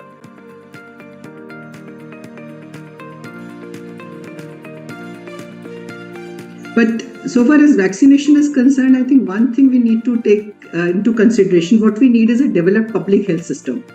This virus will continue, the mutations will happen. The only thing is, like SARS did not spread was because the spread was avoided. Chinese did not travel so much. In this case, it was that 5 million people who got out of Wuhan and spread it all over the world. So that spread means countries have to cooperate, not like in a war treaty, peace treaty or something. In a treaty, like WHO has done something like CBRN that they have created, where we have intelligence sharing and we have a constant surveillance on the diseases. Not just COVID, but lots others can also emerge like this. So the constant surveillance, if it is continued, there may be a certain variant. It is possibly going to be endemic, as Dr. Naresh Gupta has pointed out. That is how the evolution has happened, specifically in the case of 1918 flu virus also. But if a sudden variant were to come, which is very lethal, people have to be prepared for it. Nations have to be prepared, just like we do for a war. This is a new war. So vaccine or no vaccine, that development of course has to go on side by side. The world has to wake up and see. And Beshaw said many years ago, health is politics. So basically, that concept has to come in. We are not just focusing on curative medicine. We develop this kind of networks because otherwise, even a vaccine which is do for all is not going to be very effective. That's what, as a public health professional, I like to say.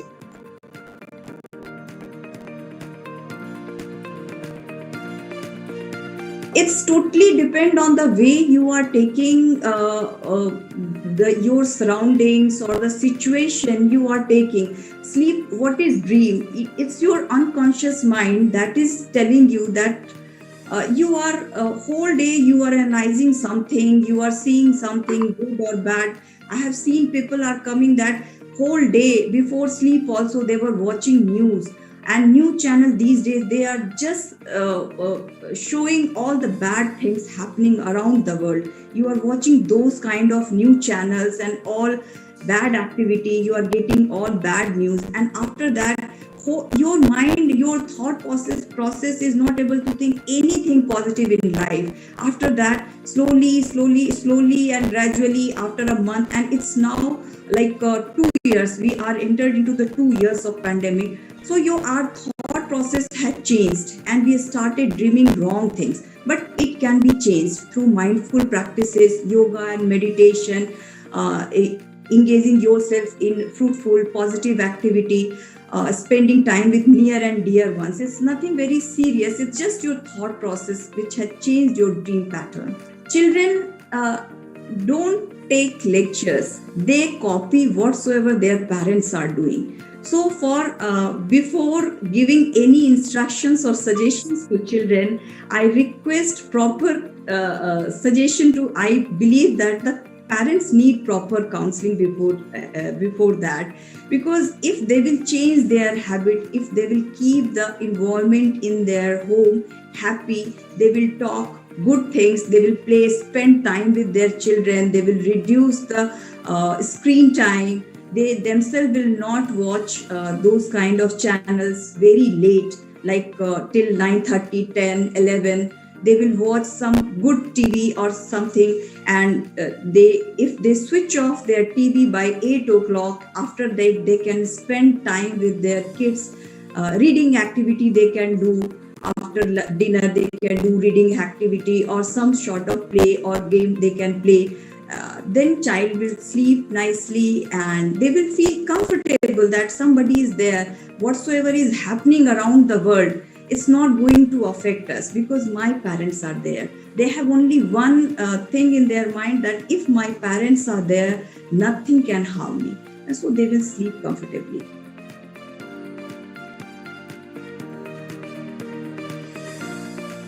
When we talk about the COVID-19 variants, and definitely with even when this novel COVID-19 had come up, the way the pandemics have ended is that the virus will evolve into a much milder variant, which will just cause a mild illness, because in case if it is causing a severe disease with the person, even the virus will die.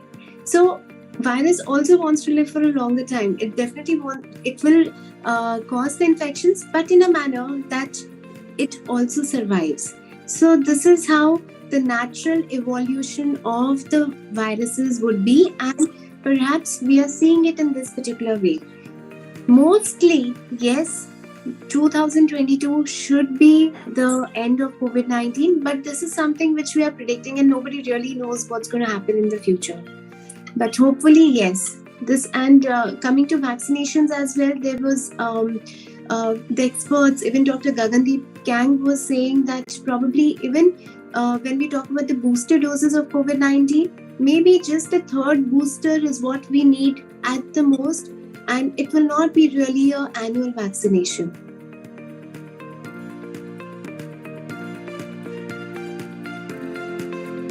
जिस patient को पहले से BP है और BP की medicine regular ले रहा है और वो कंट्रोल चल रहा है, उसको सडनली पता चलता है कि कोविड है, फीवर है, उस फीवर में अर्ली स्टेज जो रहती है, जिस टाइम पे फेब्राइल इलनेस स्टार्ट है, उस टाइम पे ब्लड प्रेशर में fluctuate to the lower side. तो जो पब्लिक को मेरा मैसेज ये रहेगा कि जो पेशेंट ऑलरेडी टीबी बीपी की दवाइयां ले रहा है, उसको कोविड इन्फेक्शन हुआ अर्ली स्टेज में, तो BP monitoring is the first point. If required, the BP medicine dose should be reduced in the early phase, and after that, when the recovery starts, then again the blood pressure may shoot over the level which is he prevented by the same medicine. Then that time may require the increased dose of the medicine. So during this COVID illness, the patient should monitor the blood pressure from the starting of the illness to the recovery, and may after for 3 months also, because after this viral illness, then hypercoagulable stage will go on proceed in the body that may increase the blood pressure by the sympathetic overdrive also. So blood pressure management requires the BP monitoring from starting of the illness till the recovery, and post recovery 3 to 6 months.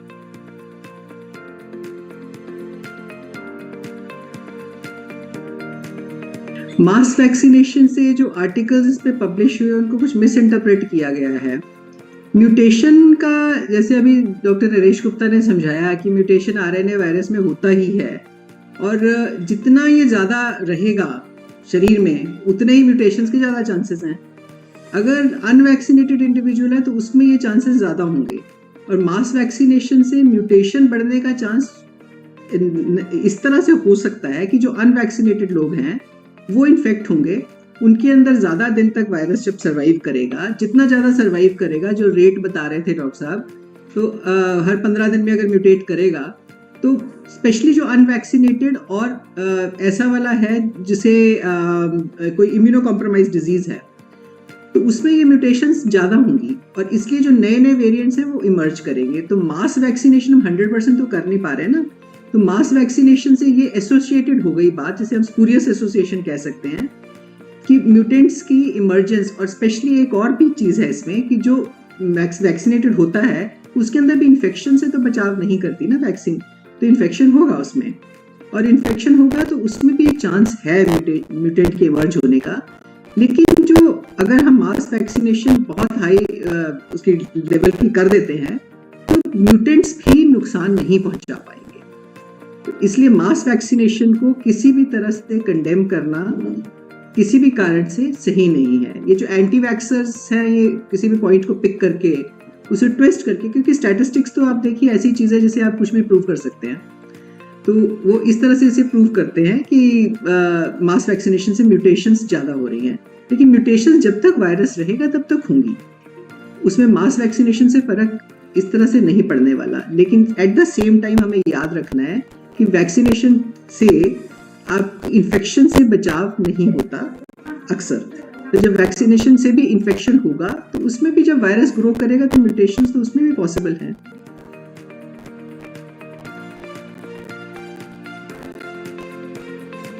All vaccines for that matter will have some or the other minor side effects. They are actually not the side effects, they are the effects in which way the vaccine is working. So that is the major concern most of the parents have. But this is how T cell response would be. The patient is going to have fever, some mild swelling at the pain vaccination site, some fever and redness around the area, which may settle in 2 to 3 days. But these are minor symptoms and they should be taken as, okay, my body is developing immunity. So because of these minor symptoms, any kind of vaccination should not be deferred. Second thing is, the vaccination is being provided for healthy adults and healthy children only. Those who are sick would not be anyways given the medicines, the vaccines. So in that scenario, there are two schools of thought. One school of thought says that anyways they're having less of infection, why to curb their natural immunity. But this is my personal opinion, and as a pediatrician, and most of the pediatricians would agree with me, that we only worry about the severity of the illness. So in cases when we are providing vaccine now, we are expecting this, let's say a mutation comes again and this time it's not that mild. At least these kids would be prevented from that, from getting the severity of infection. And everyone would agree here with me that after the second wave, we have learned this thing, that how important it is to not going to that severe state. It's okay if we have the common, if the COVID passes like common cold and flu and mild fever, but we just worry about we should not get admitted into the hospital or land up with any kind of pneumonia, so as to say. So the vaccine is preventing here the severity of infection. So in my personal opinion, and most of the pediatricians would agree, any vaccine for that matter, yes, it prevents infection also, but as Nareshwar has mentioned, that it's never 100%.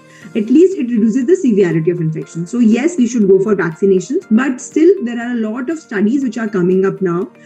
And I'm sure by 2022 we'll have a clear data on should we vaccinate children below 12 years or not, because in that scenario also I prefer that we should wait a little while because they have their natural immunity with other vaccines.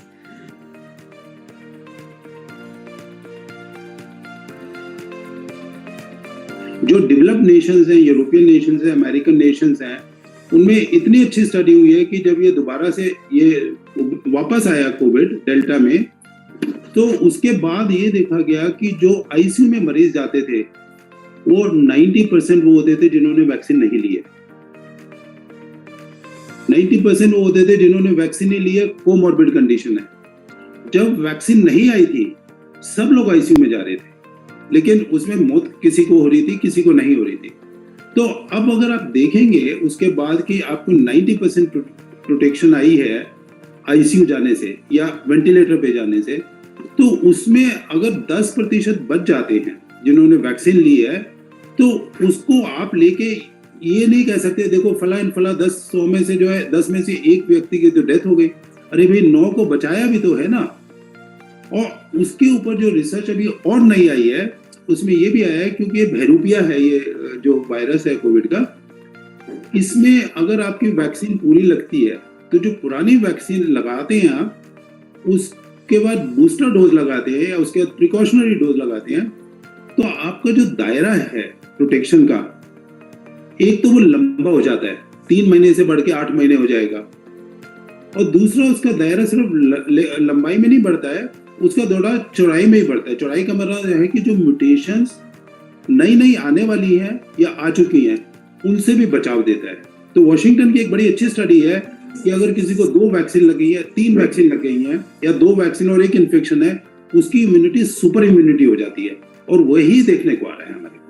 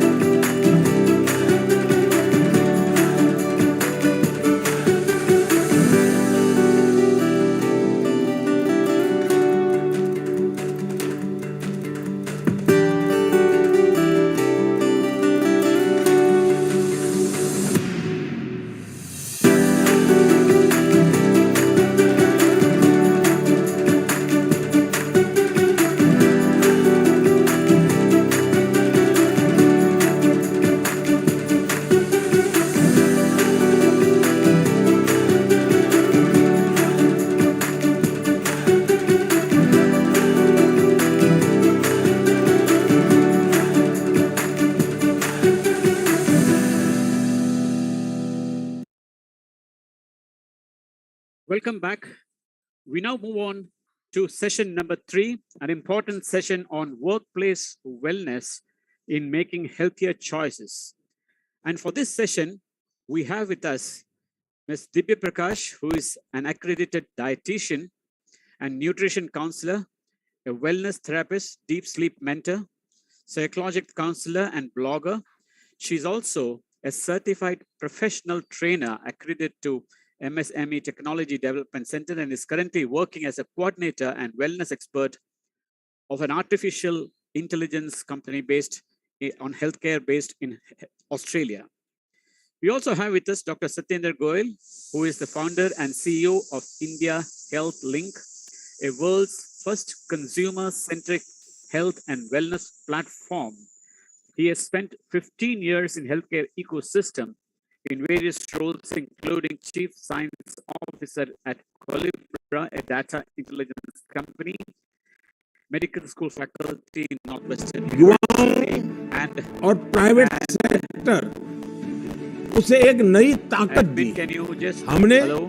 युवा talent पर I'm sorry for the interruption. I don't know, somehow we had some program coming in between. So I will repeat Dr. Satyendra Goyal, who is the founder and CEO of India Health Link, a world's first consumer-centric health and wellness platform.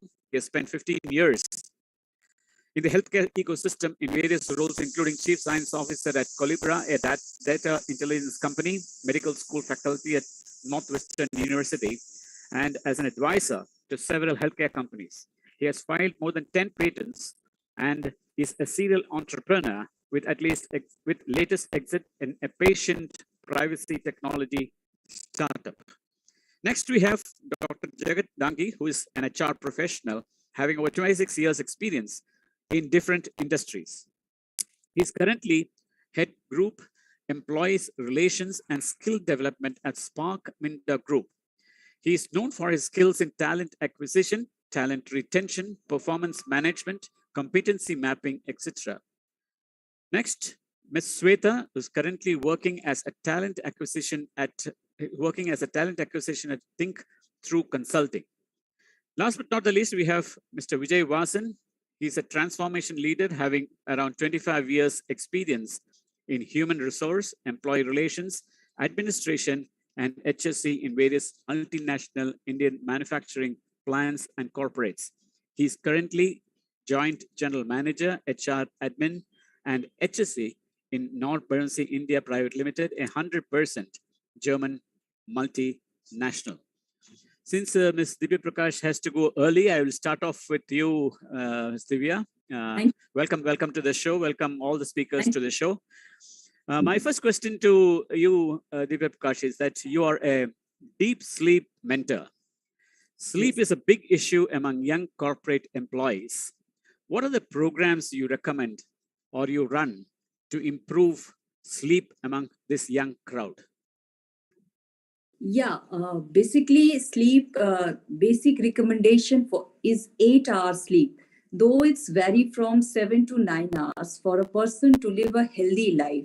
In fact, in US and other developed countries, doctors started prescribing 8 hours sleep daily. But it depends on person to person. But we basically need 7 to 9 hours sleep.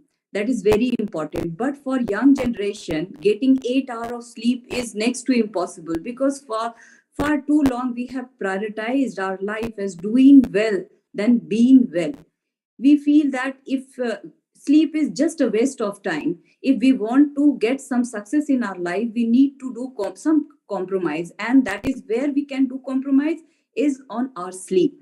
So young generation follows this thing. They are too dependent on technological gadgets like mobile, laptop, everything, and like OTT platform. The young generation believe in enjoying their life, living their life in present without thinking about what their future will be. They want to achieve everything in very short span of time, and for that they do lots of sacrifice on sleep aspect. So I recommend them that the sleep is very important. Like God has created our body as such that our body for proper rejuvenation and repair of our body and organ system, we need proper sleep. And that repair and rejuvenation process takes place from 11 p.m. to 3 a.m. in the morning. And this is the time when young generation enjoy their life. They want to relax after coming back from office. They want to watch TV like OTT platform. They want to see series back to back, and they want to connect with on social media with their friends and family. So in that bargain, they sacrifice their sleep. But I request them that, and they sleep. It's nothing like that. They don't sleep. They sleep at 2:30 and 3 a.m. in the morning till 7, 8, 9 in the morning. But that is a wrong thing. So getting sleep is very important. But when?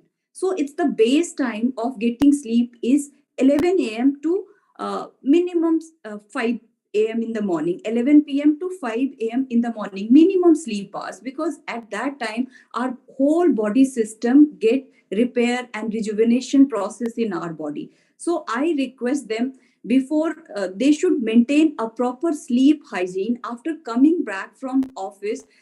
They should, after 9 o'clock, they should switch off their mobile and they should disconnect themselves from the mobile or TV, and they can indulge themselves in some soft music or something reading, doing some soft meditation. These things are like for young generation, they feel what nonsense she is talking, but this is the basic requirement. आप 10 साल के बाद feel करोगे जब आप बहुत earn कर चुकोगे, लेकिन आपकी हेल्थ ठीक नहीं रहेगी, आप यही प्रैक्टिस तभी भी करोगे.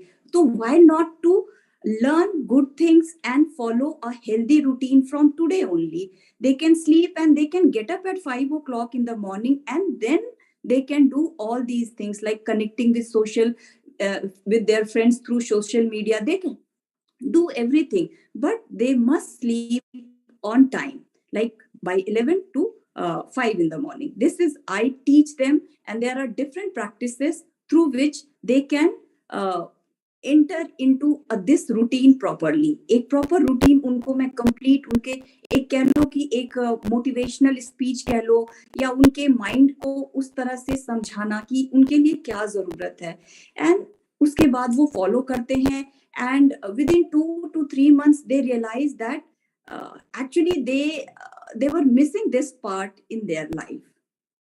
What's your opinion on power nap in during work, which some experts say can increase productivity? In fact, some offices have introduced the concept of power nap. So, what's your opinion? Yeah. Does it increase productivity? Yeah, power nap, like I have told you that the 7 to 9 hours sleep is very important. But in corporate culture or the young generation, what they do, they don't get sleep before 12:30, or like in corporate offices, wherever they are going for their work, उनका काम ही नहीं खत्म होता है. They used to come back at 10, फिर उनके बाद अपनी routine करते, they sleep at 12, again they have to join office in the morning.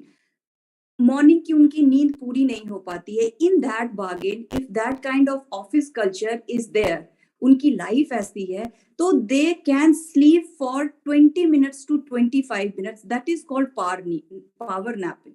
अगर दिन में आप अगर 45 मिनट से ज्यादा का आपने नैप लिया, तो आप स्लीप साइकिल में एंटर कर जाएंगे. और जब आप एक बार स्लीप साइकिल में एंटर कर जाएंगे, तो उसके बाद अगर आपकी स्लीप डिस्टर्ब स्लीप से आप उठेंगे, तो आपकी प्रोडक्टिविटी बहुत घट जाएगी. तो power nap means 20 minutes of sleep.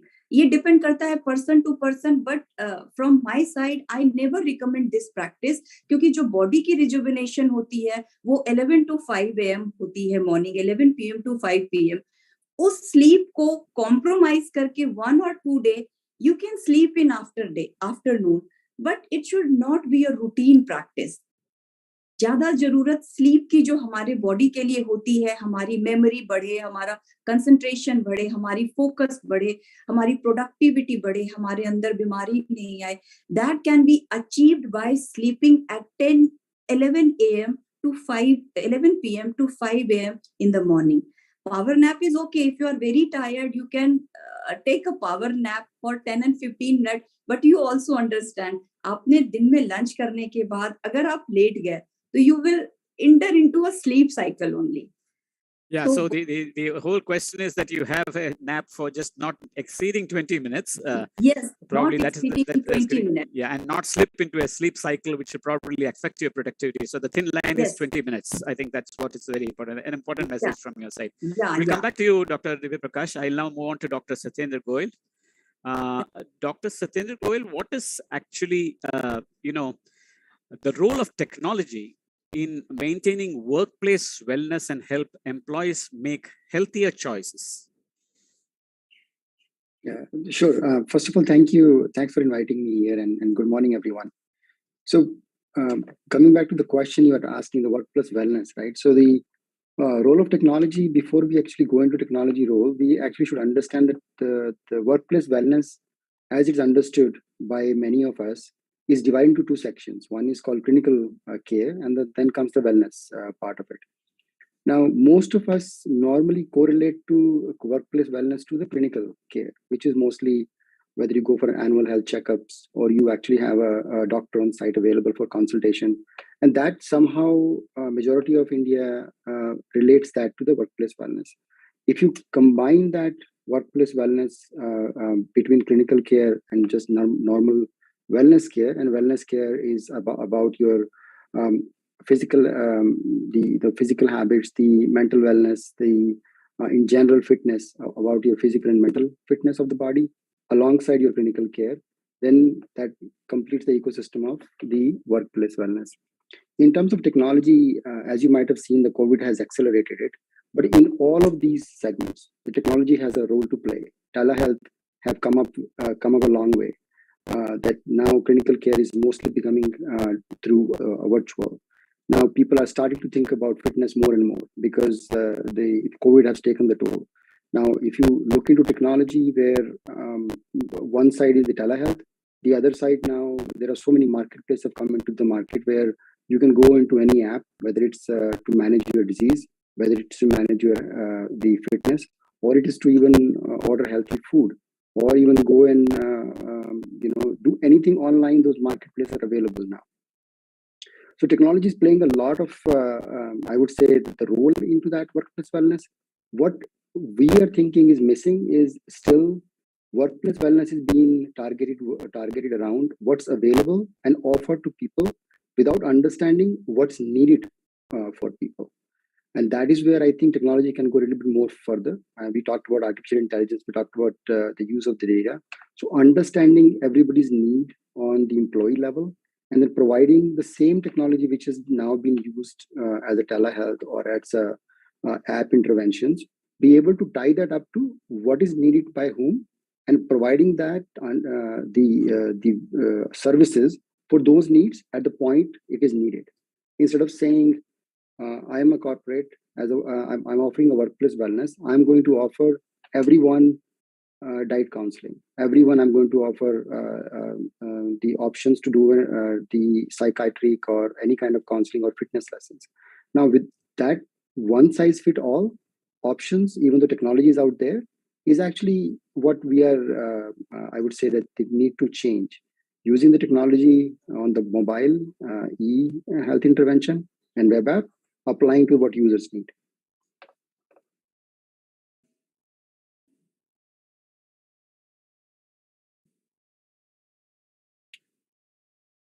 I think we lost our host. Oh.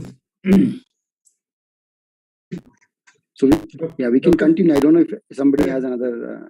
Dr. Goyal, मैं तब तक एक सवाल पूछता हूँ आपसे. ये जो टेक्नोलॉजी ने वर्क प्लेस में बहुत ज़्यादा दखल हुआ है टेक्नोलॉजी का, क्या इसने एम्प्लॉइज के स्ट्रेस लेवल को बढ़ा दिया है और इंसान मशीन की तरह काम करने लगे? That's the right question. Now, the previous question was how technology is improving the workplace wellness, right? So how technology is be able to, and again, as I mentioned, COVID has made it mandatory that wellness only is available through technology, right? Because otherwise you are not able to move physically outside. So technology actually played a good role in that sense. But your question is on the other spectrum of it, saying, but because we are all becoming the slave to technology now, everything is available either on a computer or on a phone. And as we were just listening about the care that even our social has become technology driven. So our friend circle, whatever we are doing, either it's driven by the TV or OTT or any kind of technology. So that necessarily, I would say, has an impact on everybody's wellness. How much it is? So we are just, I would say, it's a decade and a half in that all of this has proliferated to this extent. How it will impact individual wellness, yet to see. But I can tell you, based on our experience, when we look at the users' data, the stress levels in general in 25 to 35 years old individuals who are working in corporates, mostly software companies, their stress levels are 50% plus people are highly stressed. They're at a hypertension level, which was unheard of before this much technology proliferation has occurred. So I would say yes, technology has definitely played a role, but again, that the knowledge, the education, awareness has to take place. Especially companies has to take some mandate to be able to make people aware of that they need to take a break, they need to drink water, they need to eat healthy food, and that has to happen in one way, shape, or form. हम अपने दर्शकों को बता दें कि doctor Satyendra Goyal इस समय Chicago से हमारे साथ जुड़े हुए हैं। डॉक्टर गोयल, आप हमारे साथ बने रहिए, हम आपके पास लौटेंगे दोबारा। मेरा अगला सवाल मिस्टर जगत डांगी से। डांगी साहब, क्या आप बता सकते हैं कि इस पेंडेमिक के दौरान स्पार्क मिंडा ने अपने एम्प्लॉइज के लिए क्या क्या और क्या क्या नया किया? Okay, so first of all, good morning to everyone, and thank you, Kishore ji, for inviting me for this session. And in fact, we have multiple, initiatives taken during the pandemic. And I think the first and foremost for us was to capture the details, because we have pan-India basis operation, and in fact, we have overseas also. So before giving any support to our people or our employees, it was very, very important for us that we should capture like each detail of our employees. So we have immediately had one emergency response team, central response team, which we are heading from the central at the Noida location and Gurgaon location. Then we had our regional emergency response team. Then when we started capturing, suppose somebody is found COVID positive, so it immediately started capturing their details. And in fact, we started their each and every details, like what is their temperature, and if they have done the RT PCR, then what is their CT value and all these things. So that thing we did. Another thing is that, because what was happening that if somebody is found COVID positive, so he or she was getting a lot of calls from the colleagues. So we decided, no, we should not disturb at this point of time, because the mental frame of the people is not there right now. So what we decided to buddy. The buddy, mainly from his or her department, the buddy responsibility is that he has to make sure that he is daily on regular basis checking with them, the family member or the employee. We arranged oxygen cylinder, oxygen concentrator, and other hospitalization. So the buddy role is that he is, talking to them, and as per their need, even we have provided the medicine and all these things. And secondly, we have also, because the mental toughness is very, very important that time. So we have organized various sessions to doctors like from Medanta, and then we have AIMS, then Batra Hospital. We have organized various sessions through the experienced doctors and reputed doctors. And also, one thing we did, another is that initiative is that, because there were few employees, those who have recovered from the COVID, okay? So they know that what mistake they have done, what actions they have taken. So we started one initiative called Chai Pe Charcha, okay? And we invited these COVID warriors, and they talked to the people that you need not to worry about that. Kuch nahi hota hai. If you are mentally strong, we are there with you. So it was wonderfully managed, Chai Pe Charcha, wherein these COVID warriors explained what they did, what mistake they did, what others should not do. So it was very, very successful. Then we have also we started the doctor consultation, online doctor consultation through the MediVedi. So we informed to the everyone, given the awareness, and then we also made sure that the people are getting the COVID vaccinations. Okay, and we had given free of cost to our employees across pan India basis. Then we started also yoga, Zumba session, and also we did, I think one of the initiative which was appreciated by our people was Get Well Soon Food, the kit. So the moment we know that this person, this employee has suffered from the COVID or he is COVID positive, we sent one bouquet wherein Get Well Soon, one card is there signed by the plant head or the CEO, and then we have the coconut water, juices, chocolates with flowers we have sent to the people so that mentally they feel. I think we have many more other activities also, initiative also we are talking. These are some very, very important activities which was very, very positively taken by our people. Yeah, Kiशोर. Dangi साहब, हमने देखा Covid के दौरान लोगों में vaccine hesitancy को देखा हमने, लोग लेने से कतराते थे, यहाँ तक मास्क पहनने से लोग कतराते थे, ऑफिस में भी वही हाल रहा होगा। तो एम्प्लॉइज के वेलनेस के लिए जब आप काम करते थे या काम करते हैं आज भी, तो किस तरह के चैलेंजेस झेलते हैं? So challenges, if you talk about challenges, we had now it's not there in fact because people are aware, but initially we had primarily two challenges. One is there were few employees those who were not traceable. पता ही नहीं चल रहा था कि कहाँ गया. Then we given the responsibility to the respective HOD. We said that you are supposed to talk to your people on daily basis. If you are not getting any information from any of your employee, please let us know to the central team or the emergency regional emergency response team. So then we were trying to connect with that person. How we can connect? Where is he? How is he?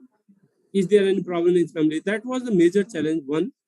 And the second challenge which we had, that initially people were very, very hesitant to share about their wellness.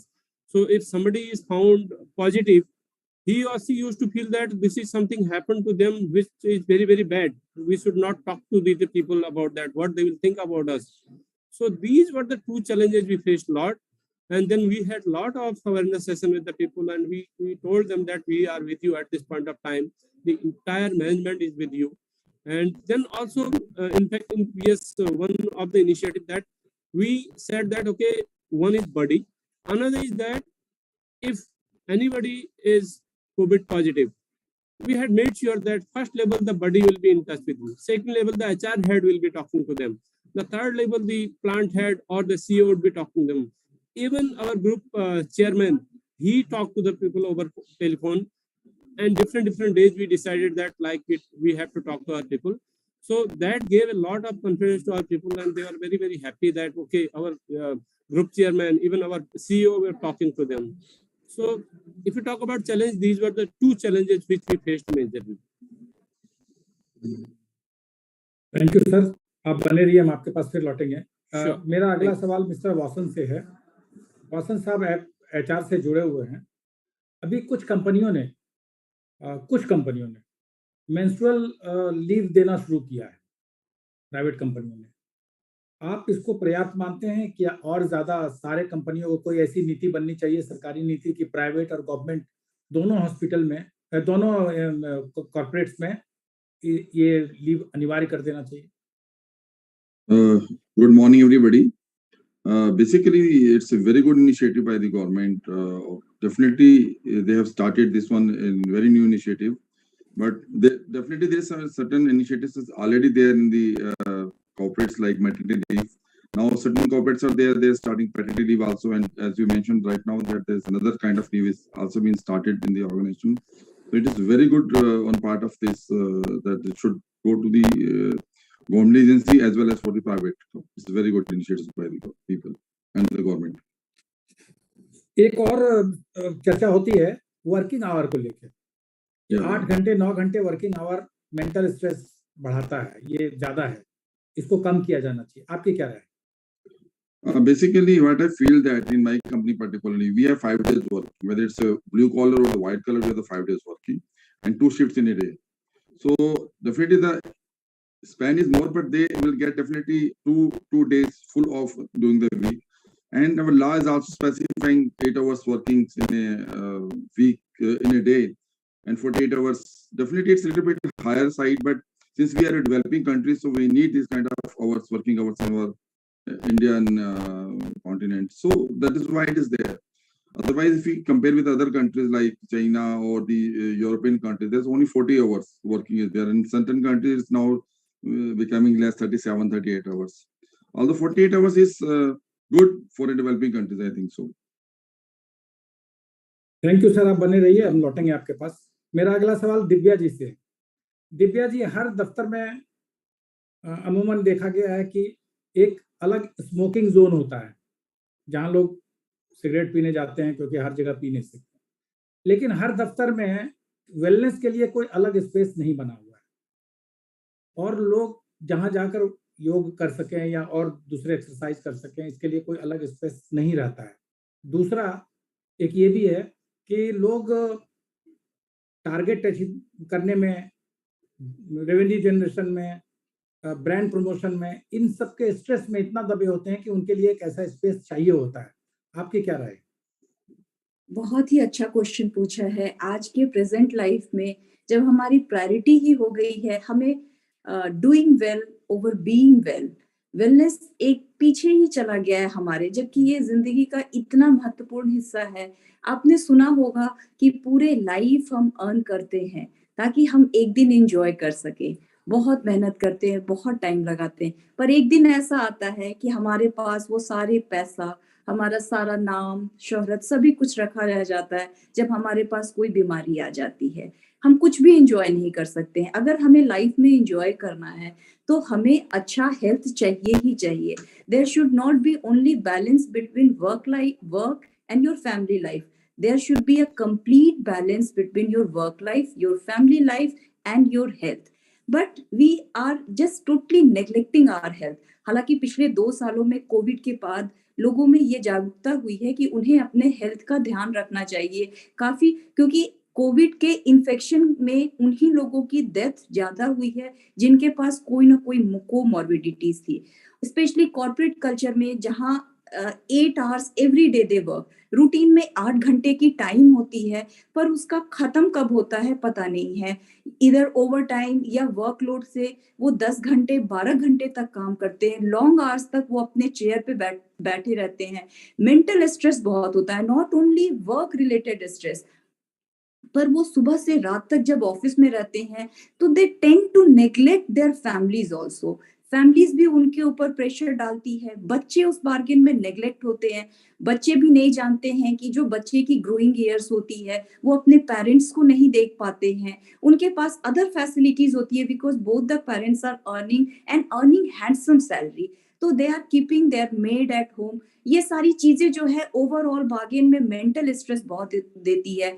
Office hours में वो बैठते हैं, वहाँ complete AC environment होता है, screen time बहुत होता है, आई स्ट्रेन होता है, ये ओवरऑल है। और उनके पास इतना टाइम नहीं होता है कि वो हेल्दी खाना खा सके। वो पूरे बार्गेन में जो इजी टू ऑर्डर फूड होते हैं, जंक फूड जिसे कहते हैं, उसे ऑर्डर करते हैं और खाते हैं। हेल्थ के लिए उनके पास यही एक सॉल्यूशन होता है, मल्टीविटामिन या पिल्स ले ले, डिफरेंट खा ले, या कुछ है बहुत है तो भाई, और इतनी ऊंची ऊंची ऑफिसेस होती है तो they are not able to take stairs also, वो लिफ्ट से ही जाते हैं। तो हमारे कॉर्पोरेट, हमारी जो कंपनीज हैं, हमारे जो ऑर्गेनाइजेशन है, उनको ये देखना है, क्योंकि कंपनीज ये रियलाइज नहीं करते हैं कि एम्प्लॉय जब बीमार हो जाता है उनके जो प्रोडक्टिविटी कम हो जाती है, कंपनी को कितना लॉस होता है, इसका कैलकुलेशन अभी तक किसी कंपनी ने नहीं किया। वो सोचते हैं एनुअल इंश्योरेंस दे देते हैं या कुछ और हम वेलनेस एक्टिविटी करा देते हैं, महीने में एक बार कुछ करा देते, इन चीजों से, क्योंकि वेलनेस जो है वो टाइम चाहिए, एफर्ट चाहिए, उसके लिए आपको एक्स्ट्रा एफर्ट देना पड़ेगा अपने को स्वस्थ रखने के लिए। और एक हेल्दी हैबिट जो है ओवरनाइट डेवलप नहीं कर सकती है। तो कंपनी को, जैसा आपने बोला कि स्मोकिंग एरियाज की तरह ऑब्वियसली हर कंपनी में एक सेपरेट एरिया होना चाहिए जहां पर आपकी जब बॉडी थक जाती है, हो सकता है कि आपके चेयर पे बैठ के कंप्यूटर देखते आपके शोल्डर में बहुत सारे पेन, बहुत ज्यादा पेन हो रहा है, आप बैठ नहीं पा रहे, आपका स्ट्रेस लेवल बढ़ रहा है, आप काम तो कर रहे हैं फिजिकली पर आपकी प्रोडक्टिविटी 100 से घट करके हो सकता है 20 हो जाए, पर उस समय अगर वो 10 मिनट्स जाकर अपने को रिलैक्स करे तो आपका बॉडी रिलैक्स होगा, मेंटली आप स्ट्रेस होंगे। आपको अगर एक कोई काउंसलर बैठा हो जो कि आपकी काउंसलिंग कर सके कि आपको क्या मेंटल स्ट्रेस है, कंपनी उनको इतना टाइम दे सके। ऑर्गेनाइजेशन में काम करते हैं ना, एम्प्लॉय मॉर्निंग सनराइज देखते हैं ना इवनिंग का सनसेट देखते हैं। सनराइज अगर देखा भी तो सनसेट तो वो कभी नहीं देख पाते हैं, जबकि सनसेट से ही हमारे बॉडी में जो हमारा मेलाटोनिन हार्मोन होता है वो एक्टिवेट करके स्लो डाउन करके हमें प्रॉपर स्लीप साइकिल में डालता है, जहां हमारे बॉडी की रिपेयर रिजुविनेशन होती है। शायद यही सारी रीजन है अनहेल्दी ईटिंग हैबिट, नो और very less physical activity, mental stress, सोना अच्छा, लैक ऑफ स्लीप। तो हमारे पास यंग एज में ही जो इतनी सारी कंप्लीट एसी इन्वायरमेंट में रहना, सन रेज हमारे बॉडी पे नहीं पड़ना, एम्प्लॉयज में हाइपरटेंशन होता है, डायबिटीज होता है, थायराइड होता है, विटामिन डी की डिफिशियंसी होती है और न जाने कितनी सारी बीमारी होती है। 40 के एज में लोगों की बोन पूरी डिजेनरेट होनी शुरू हो जाती है, आई की बहुत सारी प्रॉब्लम्स होती है। तो ओवरऑल बार्गेन में कंपनी को अगर अपनी एम्प्लॉय को रिटेन रखना है, उनसे ज्यादा प्रोडक्टिविटी चाहिए, तो उनके हेल्थ को अच्छे से ध्यान रखना चाहिए और इस सारे चीजों के लिए उनको एडुकेट करना बहुत जरूरी है कि कैसे एक हेल्दी लाइफ स्टाइल ना कि कंपनी की प्रोडक्टिविटी बढ़ाती है, उनकी एम्प्लॉय की खुद की भी प्रोडक्टिविटी बढ़ती है, वो अपने वर्क लाइफ और फैमिली में बैलेंस कर सकते हैं। तो इसलिए आपने बहुत ही अच्छा, ये मैं तो आपके लिए सुझाव मान रही हूँ कि हर एक कंपनी में एक वेलनेस एरिया होनी चाहिए, एक इंस्ट्रक्टर या ट्रेनर के साथ जो उन्हें मेंटल हेल्थ के लिए गाइड कर सके, उनको योगा या उनको रिलैक्सेशन टेक्निक बता सके, उनकी अगर कोई फिजिकल इलनेस है, डायबिटीज वगैरह, तो कैसा डाइट होना चाहिए इसके लिए उन्हें गाइड कर सके। Thank you. बेहतरीन, आपने बहुत अच्छे ढंग से समझाया Divya ji, thank you. Over to you, Mr. Shankar. Shankar ji, वापस आ गए हैं। Thank you, Kishore. I think ironically, when I was speaking of technology, I had a technological glitch also, so I think I could not answer could ask all the questions. But taking on from you, Dr. Divya Prakash, apart from having a health room, I think we should also have a family room where mothers can interact with their child, because that's also a stress point when mothers work in offices. Yeah. So thank you very much. We now have a short video on IHL. Dr. Satyendra Goyal, I think we'll play this video across. Over to you, Edmund, for playing the video.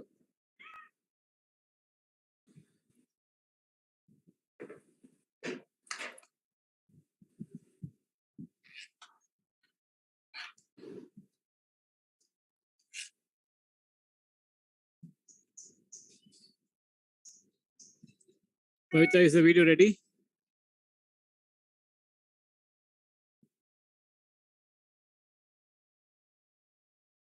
Okay, till we get the video ready, Dr. Goyal, I just wanted to ask you, you are a pioneer in, technological interventions in healthcare. What is the role of, IHL, the kiosks that you have, and how has it prevented employees from slipping into health issues?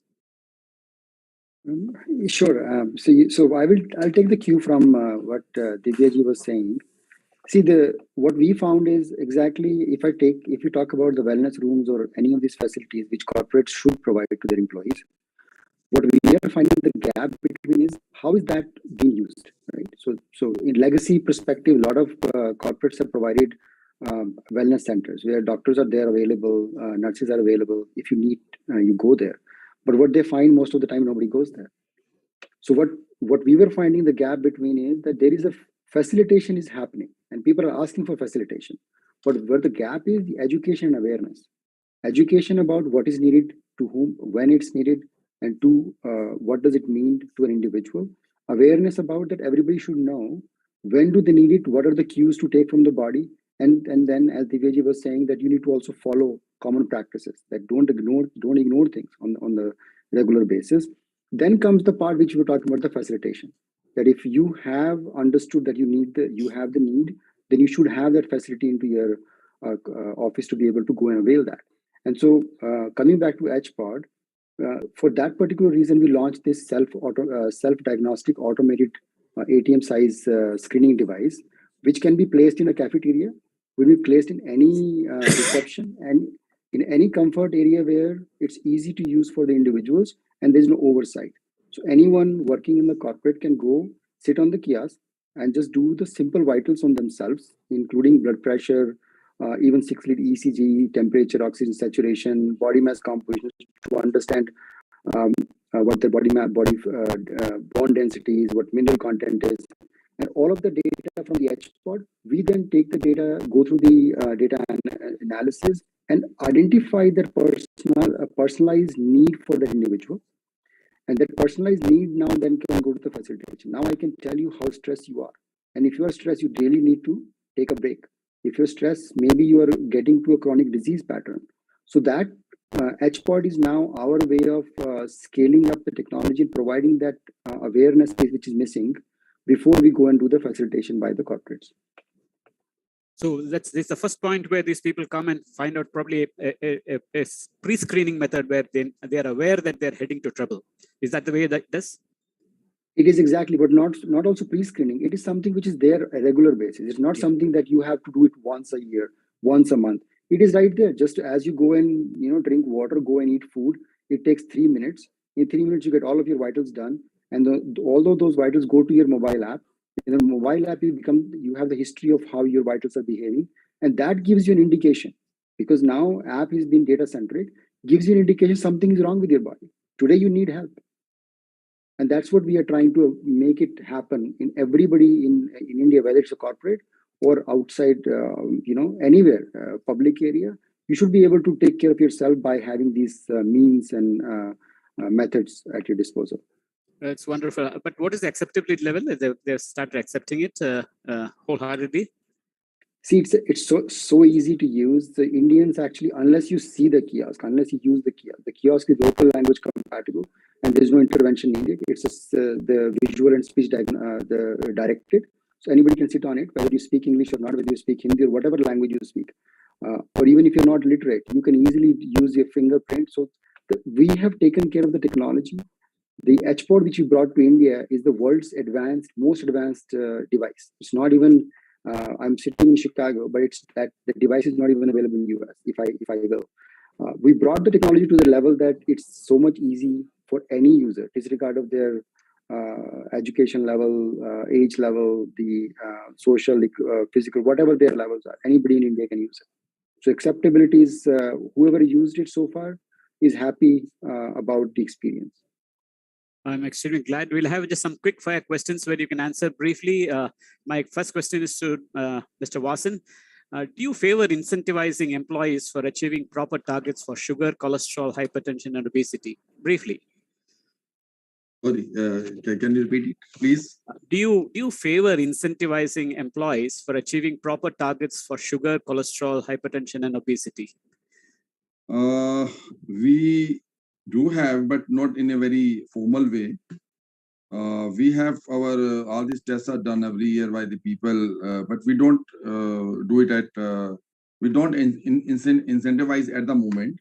But we have certain other things apart from all these things. We have started certain physical challenges to the people to control all these things. Like we have this initiative in 2 years back, and one initiative, Walk a Mile for the Child Smile. So this was the initiative taken by us 2 years ago, but due to COVID, we have discontinued that one at the moment. In that particularly event, that one has to complete 125,000 steps in a month, and against that one, a child, underprivileged child, will be taken care by the company on behalf of that guy particularly. That's a good, very good initiative. Yeah, that's an extremely good initiative. Yeah, I think we have mixed CSR and these health with the people. So we have taken certain steps slowly, but not as a. We are at the moment we don't do any incentives. I'll take this further to Mr. Dangi. Will you again speaking of incentivizing? Will you be in favor of incentivizing employees? To join a gym after taking proper precautions, so that it'll help their health. Yeah, it's there in certain Western countries. Yeah. So as of now, we have not such a policy. But right now at the corporate level, we are thinking that, okay, these are basically forward-looking policies. We have a central core HR team. It does not include only HR professional, but it includes our technical people also, from engineering, from finance, from production and all these things. We have made a team. They are coming up with various policies. We do have existing policies. Does they require any change on that? For example, just simple example, uniform policy. Do we really need any uniform, or do we really need to change the uniform?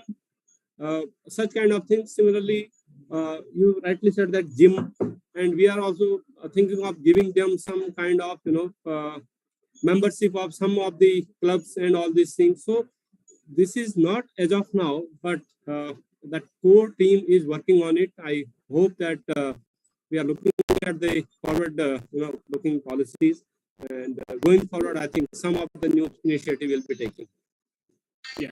Okay. Now we have a small video on IHL before we move on to the next session. I request the admin to play this video across, which got held up some time back.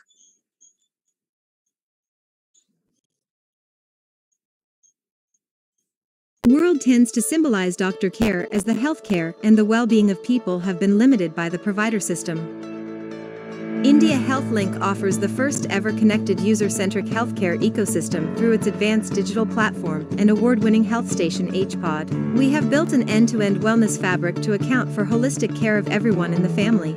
Here we look at the family of Neeraj, who lives with his wife Mona, parents and kids. Their housing society offered IHL Care Neighborhood, and they all signed up for IHL Care. Neeraj mostly travels for work, and on one of such trips he fell sick. He searched for a nearby HPod and found one at the pharmacy.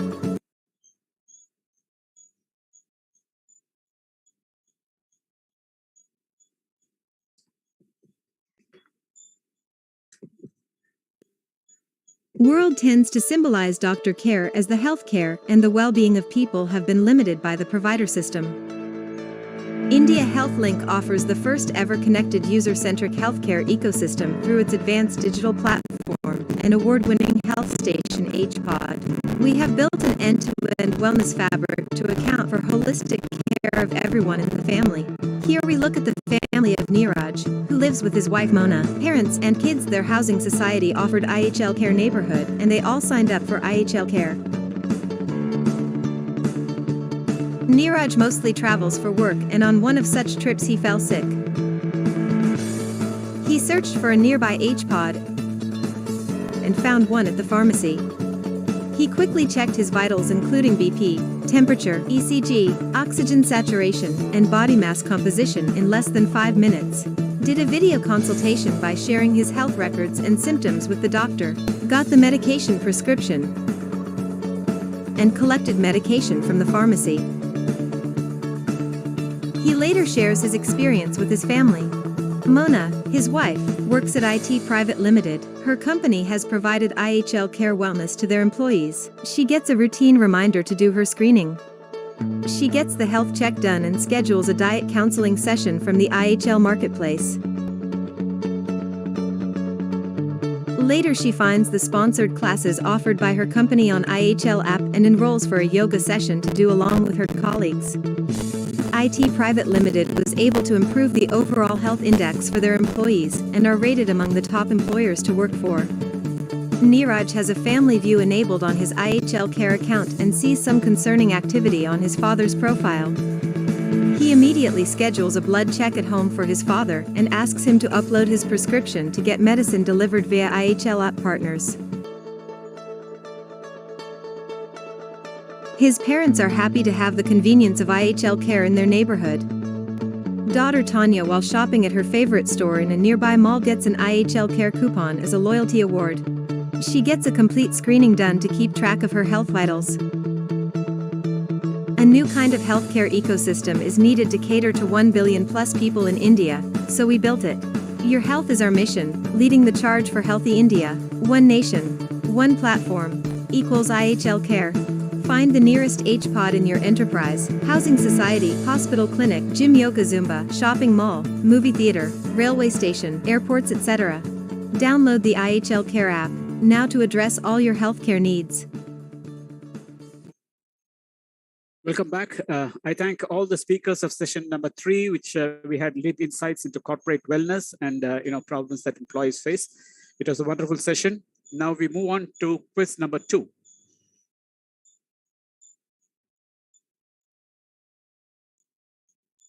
Quiz number 2 is, which of the following must be considered an important component of employee wellness programs across corporates? A, emotional wellness, B, social wellness, C, intellectual wellness, D, all the above. We now move on to Health Nama, a popular segment capsule in Hindi, captured by my co-moderator Kishore Malviya. And this episode is on women empowerment and women issues.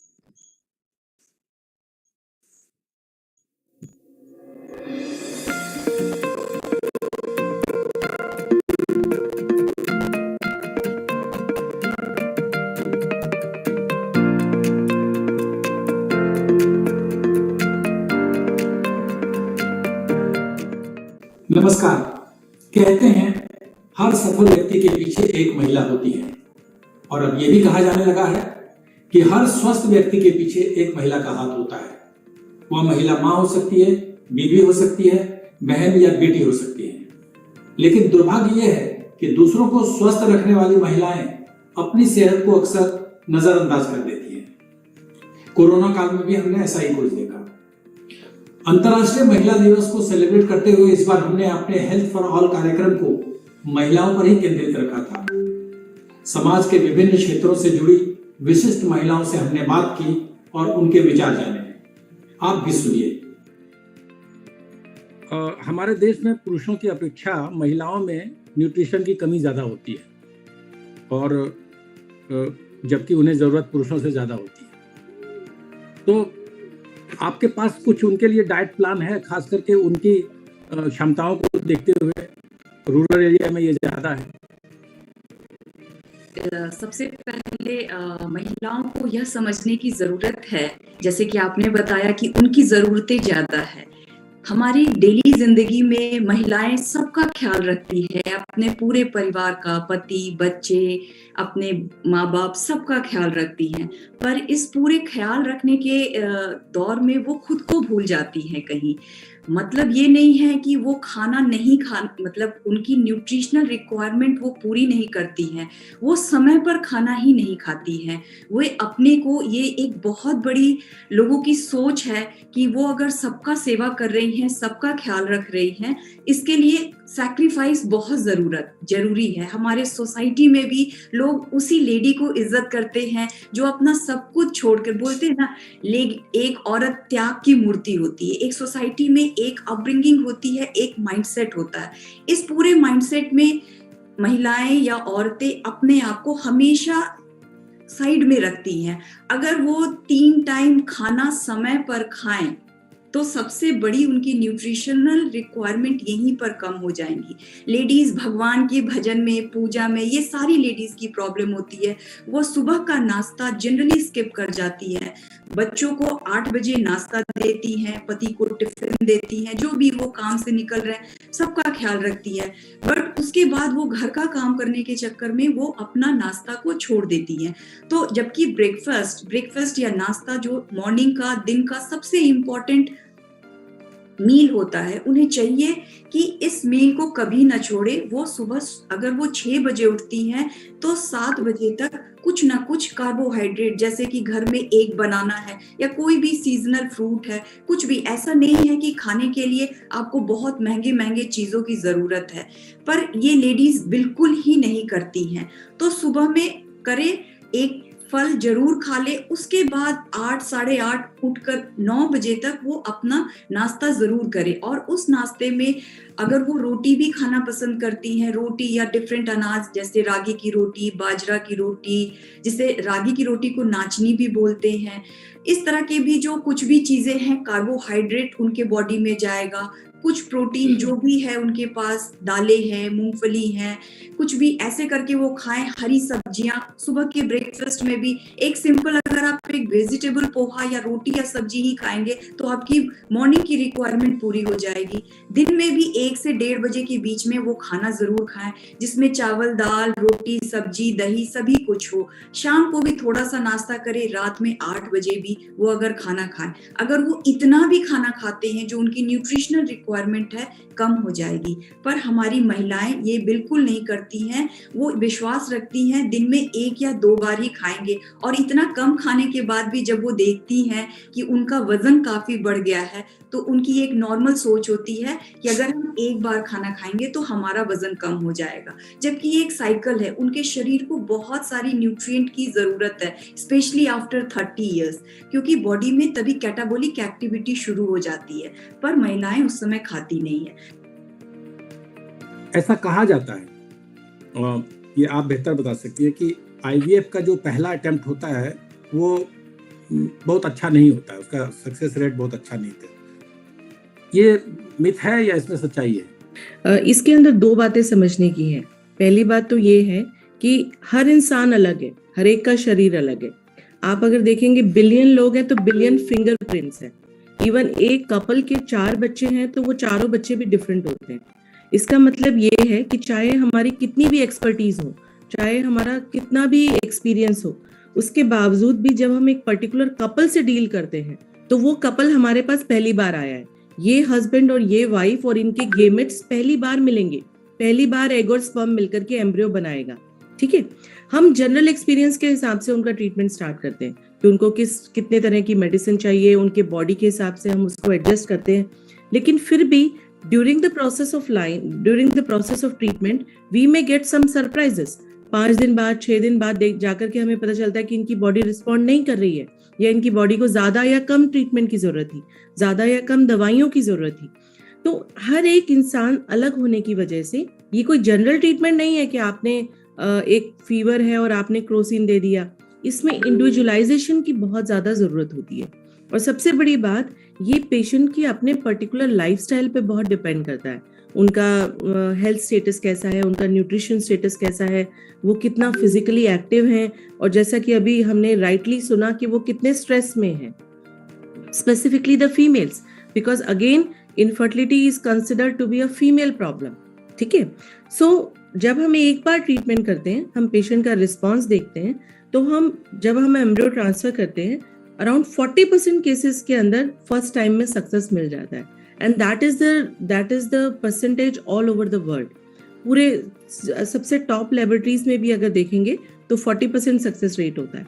लेकिन हाँ, जब हमने एक बार treatment कर दिया और हमारे पास embryos frozen है किसी पेशेंट की, तो हम अब उस ट्रीटमेंट साइकिल को एनालाइज कर सकते हैं कि उनकी क्या प्रॉब्लम्स रही थी, कहाँ पे कुछ कमी रही, कहाँ पे हम इंक्रीज कर सकते हैं, कहाँ पे जो है हम उसको और मॉडिफाई कर सकते हैं। और उसके बाद ज्यादातर केसेस में second attempt is more successful than the first. कुछ सप्ताह पहले हमारे इसी प्रोग्राम में एक HIV सर्वाइवर आई थी, और उन्होंने जो अपना अनुभव सुनाया वो शॉकिंग था, रोंगटे खड़े कर देने वाले थे। न सिर्फ समाज के बारे में बल्कि अपने ही परिवार के बारे में उन्हें अछूत मान लिया गया था और पूरी तरह से आइसोलेटेड हो गई थी।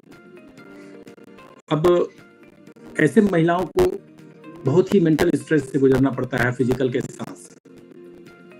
आप एक्सपर्ट हैं, आप बताइए कि ऐसी स्थिति से कैसे निपटा जाए।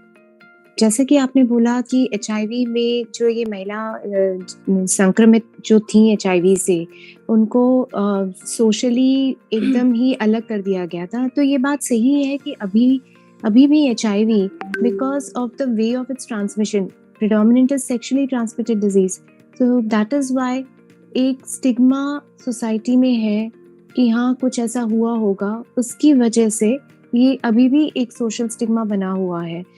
और ये सिर्फ महिलाओं का ही नहीं होता है कि अगर उनको HIV हो गया तो वो अलग थलग, कई बार पुरुषों में भी ऐसा होता है, इसीलिए लोग अभी भी इसको खुल के आगे नहीं आ रहे हैं। ये वर्क फ्रॉम होम जो पेंडेमिक के कारण शुरू हुआ है, इससे महिलाओं की जिंदगी में क्या परिवर्तन आप देखती हैं? दोनों तरह की महिलाओं में, जो वर्किंग है वो भी और जो होम मेकर्स हैं वो भी। किशोर जी, काफी ज्यादा चेंजेस आए हैं कोविड के दौरान, हम लोगों ने देखा है।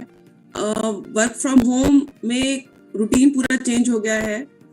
अब जो महिलाएं काम पे जाती थी, जो ऑफिस के लिए निकलती थी, उनके लिए एक तरह से कंफर्ट जोन भी आ गया है, बिकॉज अब वो अपने हेल्थ का, अपने फैमिली मेंबर्स का, उसको बैलेंस कैसे कर सकते हैं, वर्क लाइफ और फैमिली लाइफ और घर की, मतलब सारी चीजों को आप देख भी सकते हैं और काम भी कर सकते हैं।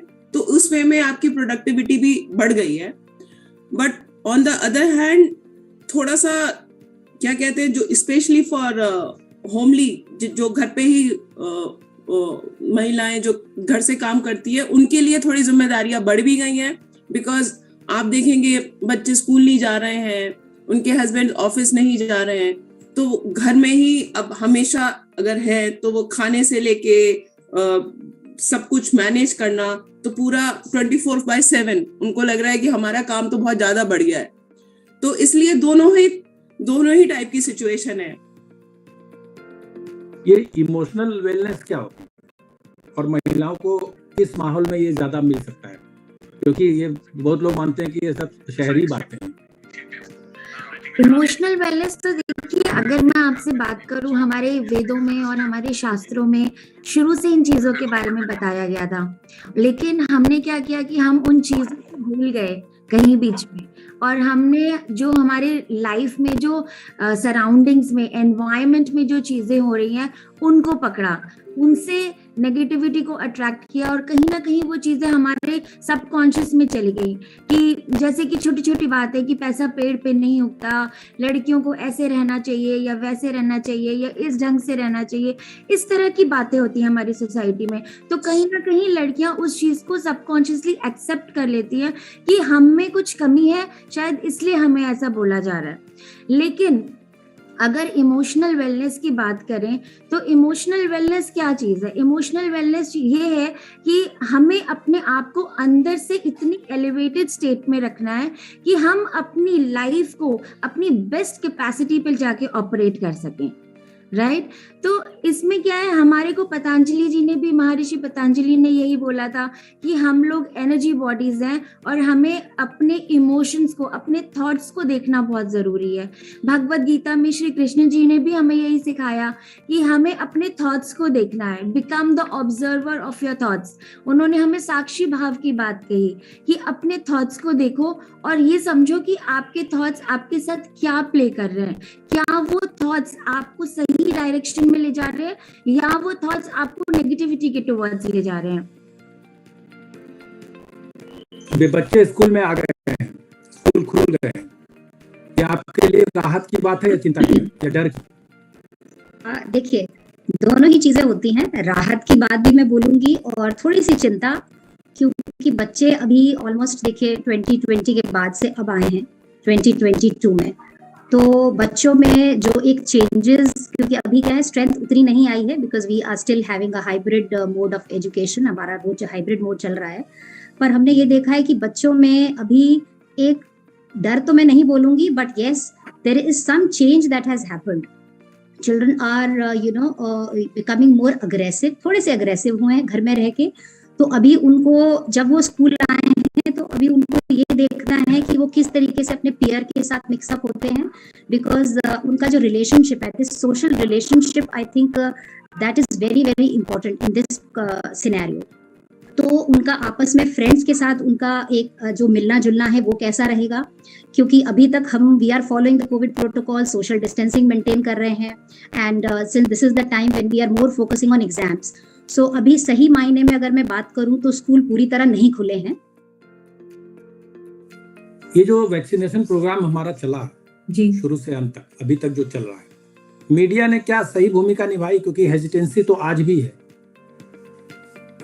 मुझे लगता है लोगों को इंफॉर्मेशन रिसर्च बेस्ड की किस तरह से आपका बेनिफिट्स ऑफ द वैक्सीनेशन, ये सब थोड़ा इंफॉर्मेशन ज्यादा क्लियरली लोगों को पहुंचाना चाहिए था।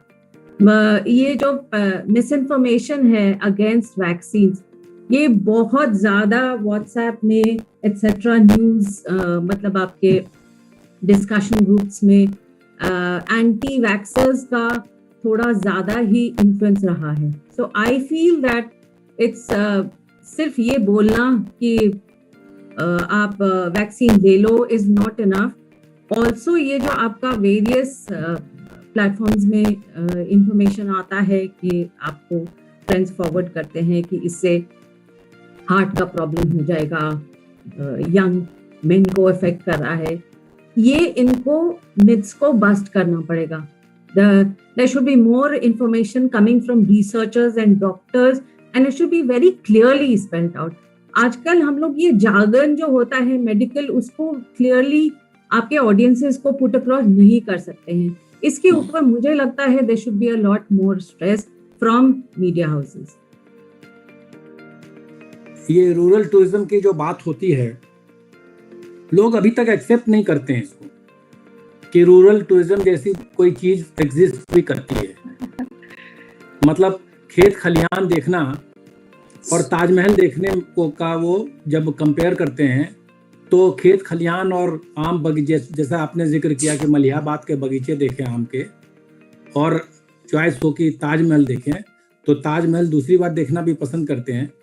तो इसको प्रमोट करने के लिए, रूरल टूरिज्म को प्रमोट करने के लिए क्या किया जाना चाहिए? किशोर जी, बिल्कुल सही कहा आपने। और ज्यादातर देखा जाता है कि गोवा में या उत्तराखंड में या नॉर्थ ईस्ट में, सिक्किम में काफी फॉरेनर्स जाते हैं गांव में इंडियन ऑथेंटिक विलेज लाइफ को एक्सपीरियंस करने के लिए। बट हमारे खुद के लोगों को इसकी उतनी ज्यादा वैल्यू नहीं है, क्योंकि ये तो बस हमारे बैकयार्ड में है, इसको क्या देखना, देसी मुर्गी। हाँ जी, बिल्कुल। तो इसको सबसे बढ़िया तरीका जो मिस दांगे ने भी कहा इससे पहले, इन्फ्लुएंसर्स जो है आजकल सोशल मीडिया पे, वो एक बहुत ही अच्छा माध्यम है जिसके थ्रू हम इस चीज को कूल बना सकते हैं। रूरल टूरिज्म, आप लद्दाख में सब बाइकर्स जाते हैं और वो एक बहुत ही टिपिकल आइटिनरी होती है लोगों की, बट लद्दाख में भी कुछ बहुत ऑफ बीट जगह है, या लोगों को तो बहुत सारे, पंजाब में इतनी सारी अलग अलग क्लस्टर्स हैं जिसको लोगों ने कभी एक्सपीरियंस नहीं किया है। अमृतसर जाते हैं, वो 3-4 चीजें देखते हैं, खाते हैं, वापस आ जाते हैं, बट शहर के बाहर जाके बहुत सारी एक्सपीरियंसेस आप कर सकते हैं। इसके बारे में ज्यादा से ज्यादा आजकल जो प्रमोशन और प्रचार हो रहा है वो मैं इंस्टाग्राम पे बहुत ज्यादा देखती हूँ। और हमने अपने अनुभव से देखा कि एक कांस्टेबल से लेकर टॉप ऑफिशियल तक जो महिला पुलिसकर्मी हैं, वो बहुत बढ़िया काम कर रही हैं। और पेंडेमिक के दौरान तो फ्रंट लाइन वॉरियर की तरह उन्होंने काम किया। किस तरह की चुनौती रही, आप अपने अनुभव से बताएं। पेंडेमिक की बात करें तो नेचुरली ये एक ऐसा फिनोमिना था जो सभी के लिए बहुत नया था, लेकिन जब पुलिस को और हमारे मेडिकल प्रोफेशंस को फ्रंट लाइन पर रहना था तो एक अननोन बीस्ट की तरह था। हमें किसी को पता नहीं था कि इसके क्या रिपरकशंस होंगे, इसके क्या इलाज होगा, इससे क्या क्या हो सकता है, तो एक भय था। लेकिन मैं ये महसूस करती हूँ कि उस समय दिल्ली पुलिस ने बहुत ही सराहनीय काम किया। मेरी अपनी टीम ही, मैं स्पेशल ब्रांच में थी, तो मेरी अपनी टीम ही, हम उनको सभी प्रिकॉशंस के साथ भेजते थे फील्ड में। लेकिन उस समय जब एक पलायन शुरू हुआ हमारे माइग्रेंट वर्कर्स का, उस समय उनके बीच में खड़े होके उनसे बातचीत करना, मेकिंग श्योर कि जहां पर खाना नहीं पहुंच रहा है वहां खाना पहुंचना, फिर हॉस्पिटल्स में क्या सिचुएशन है, मोर्चरीज में क्या सिचुएशन है, क्रेमेटोरियम्स में क्या सिचुएशन है, तो इन सब के ऊपर कवर कर ही रहे थे। इसके साथ साथ आई बिलीव कि पुलिस ने बहुत मतलब जो उनकी एक रेगुलर ड्यूटीज होती है उसके ऊपर उठ के काउंसलिंग करना लोगों की, उनमें एक जागरूकता लाना इस पेंडेमिक के बारे में और क्या क्या प्रिकॉशंस किस लिए जरूरी हैं, वो एक रीच आउट करना एक बहुत बड़ा एक एक्सरसाइज था। बांग्ला में एक कहावत है, जेखाने बागेर भय शेखाने रात्रि भय। फैशन इंडस्ट्री जो है, जब जब इनको जरूरत पड़ती है बूस्ट की, उसी समय कुछ ना कुछ हो जाता है दुनिया भर में। क्या अभी जो हुआ है, ये हमारे हिंदी दर्शकों को बताइए कि हम इससे उबर पाएंगे? बिल्कुल उठ पाएंगे, क्यों नहीं?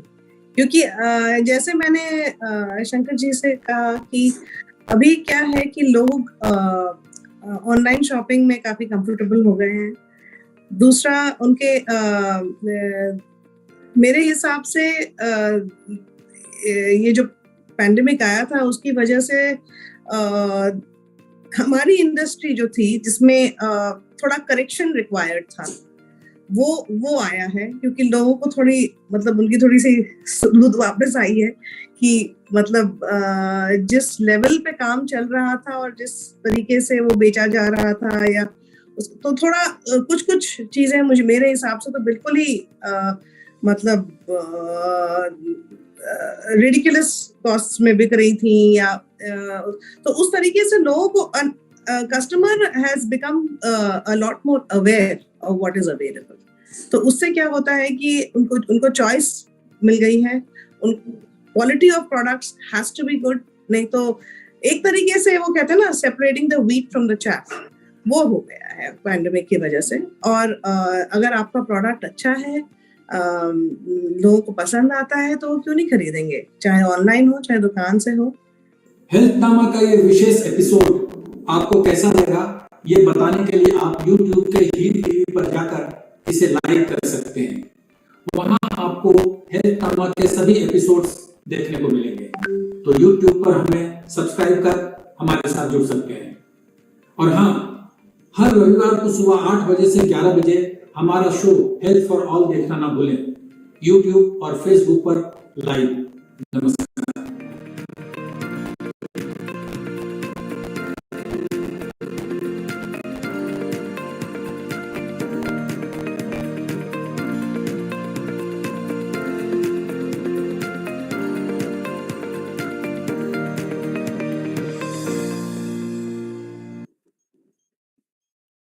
Welcome back. We now have the answers to the 2 quiz that we had asked earlier.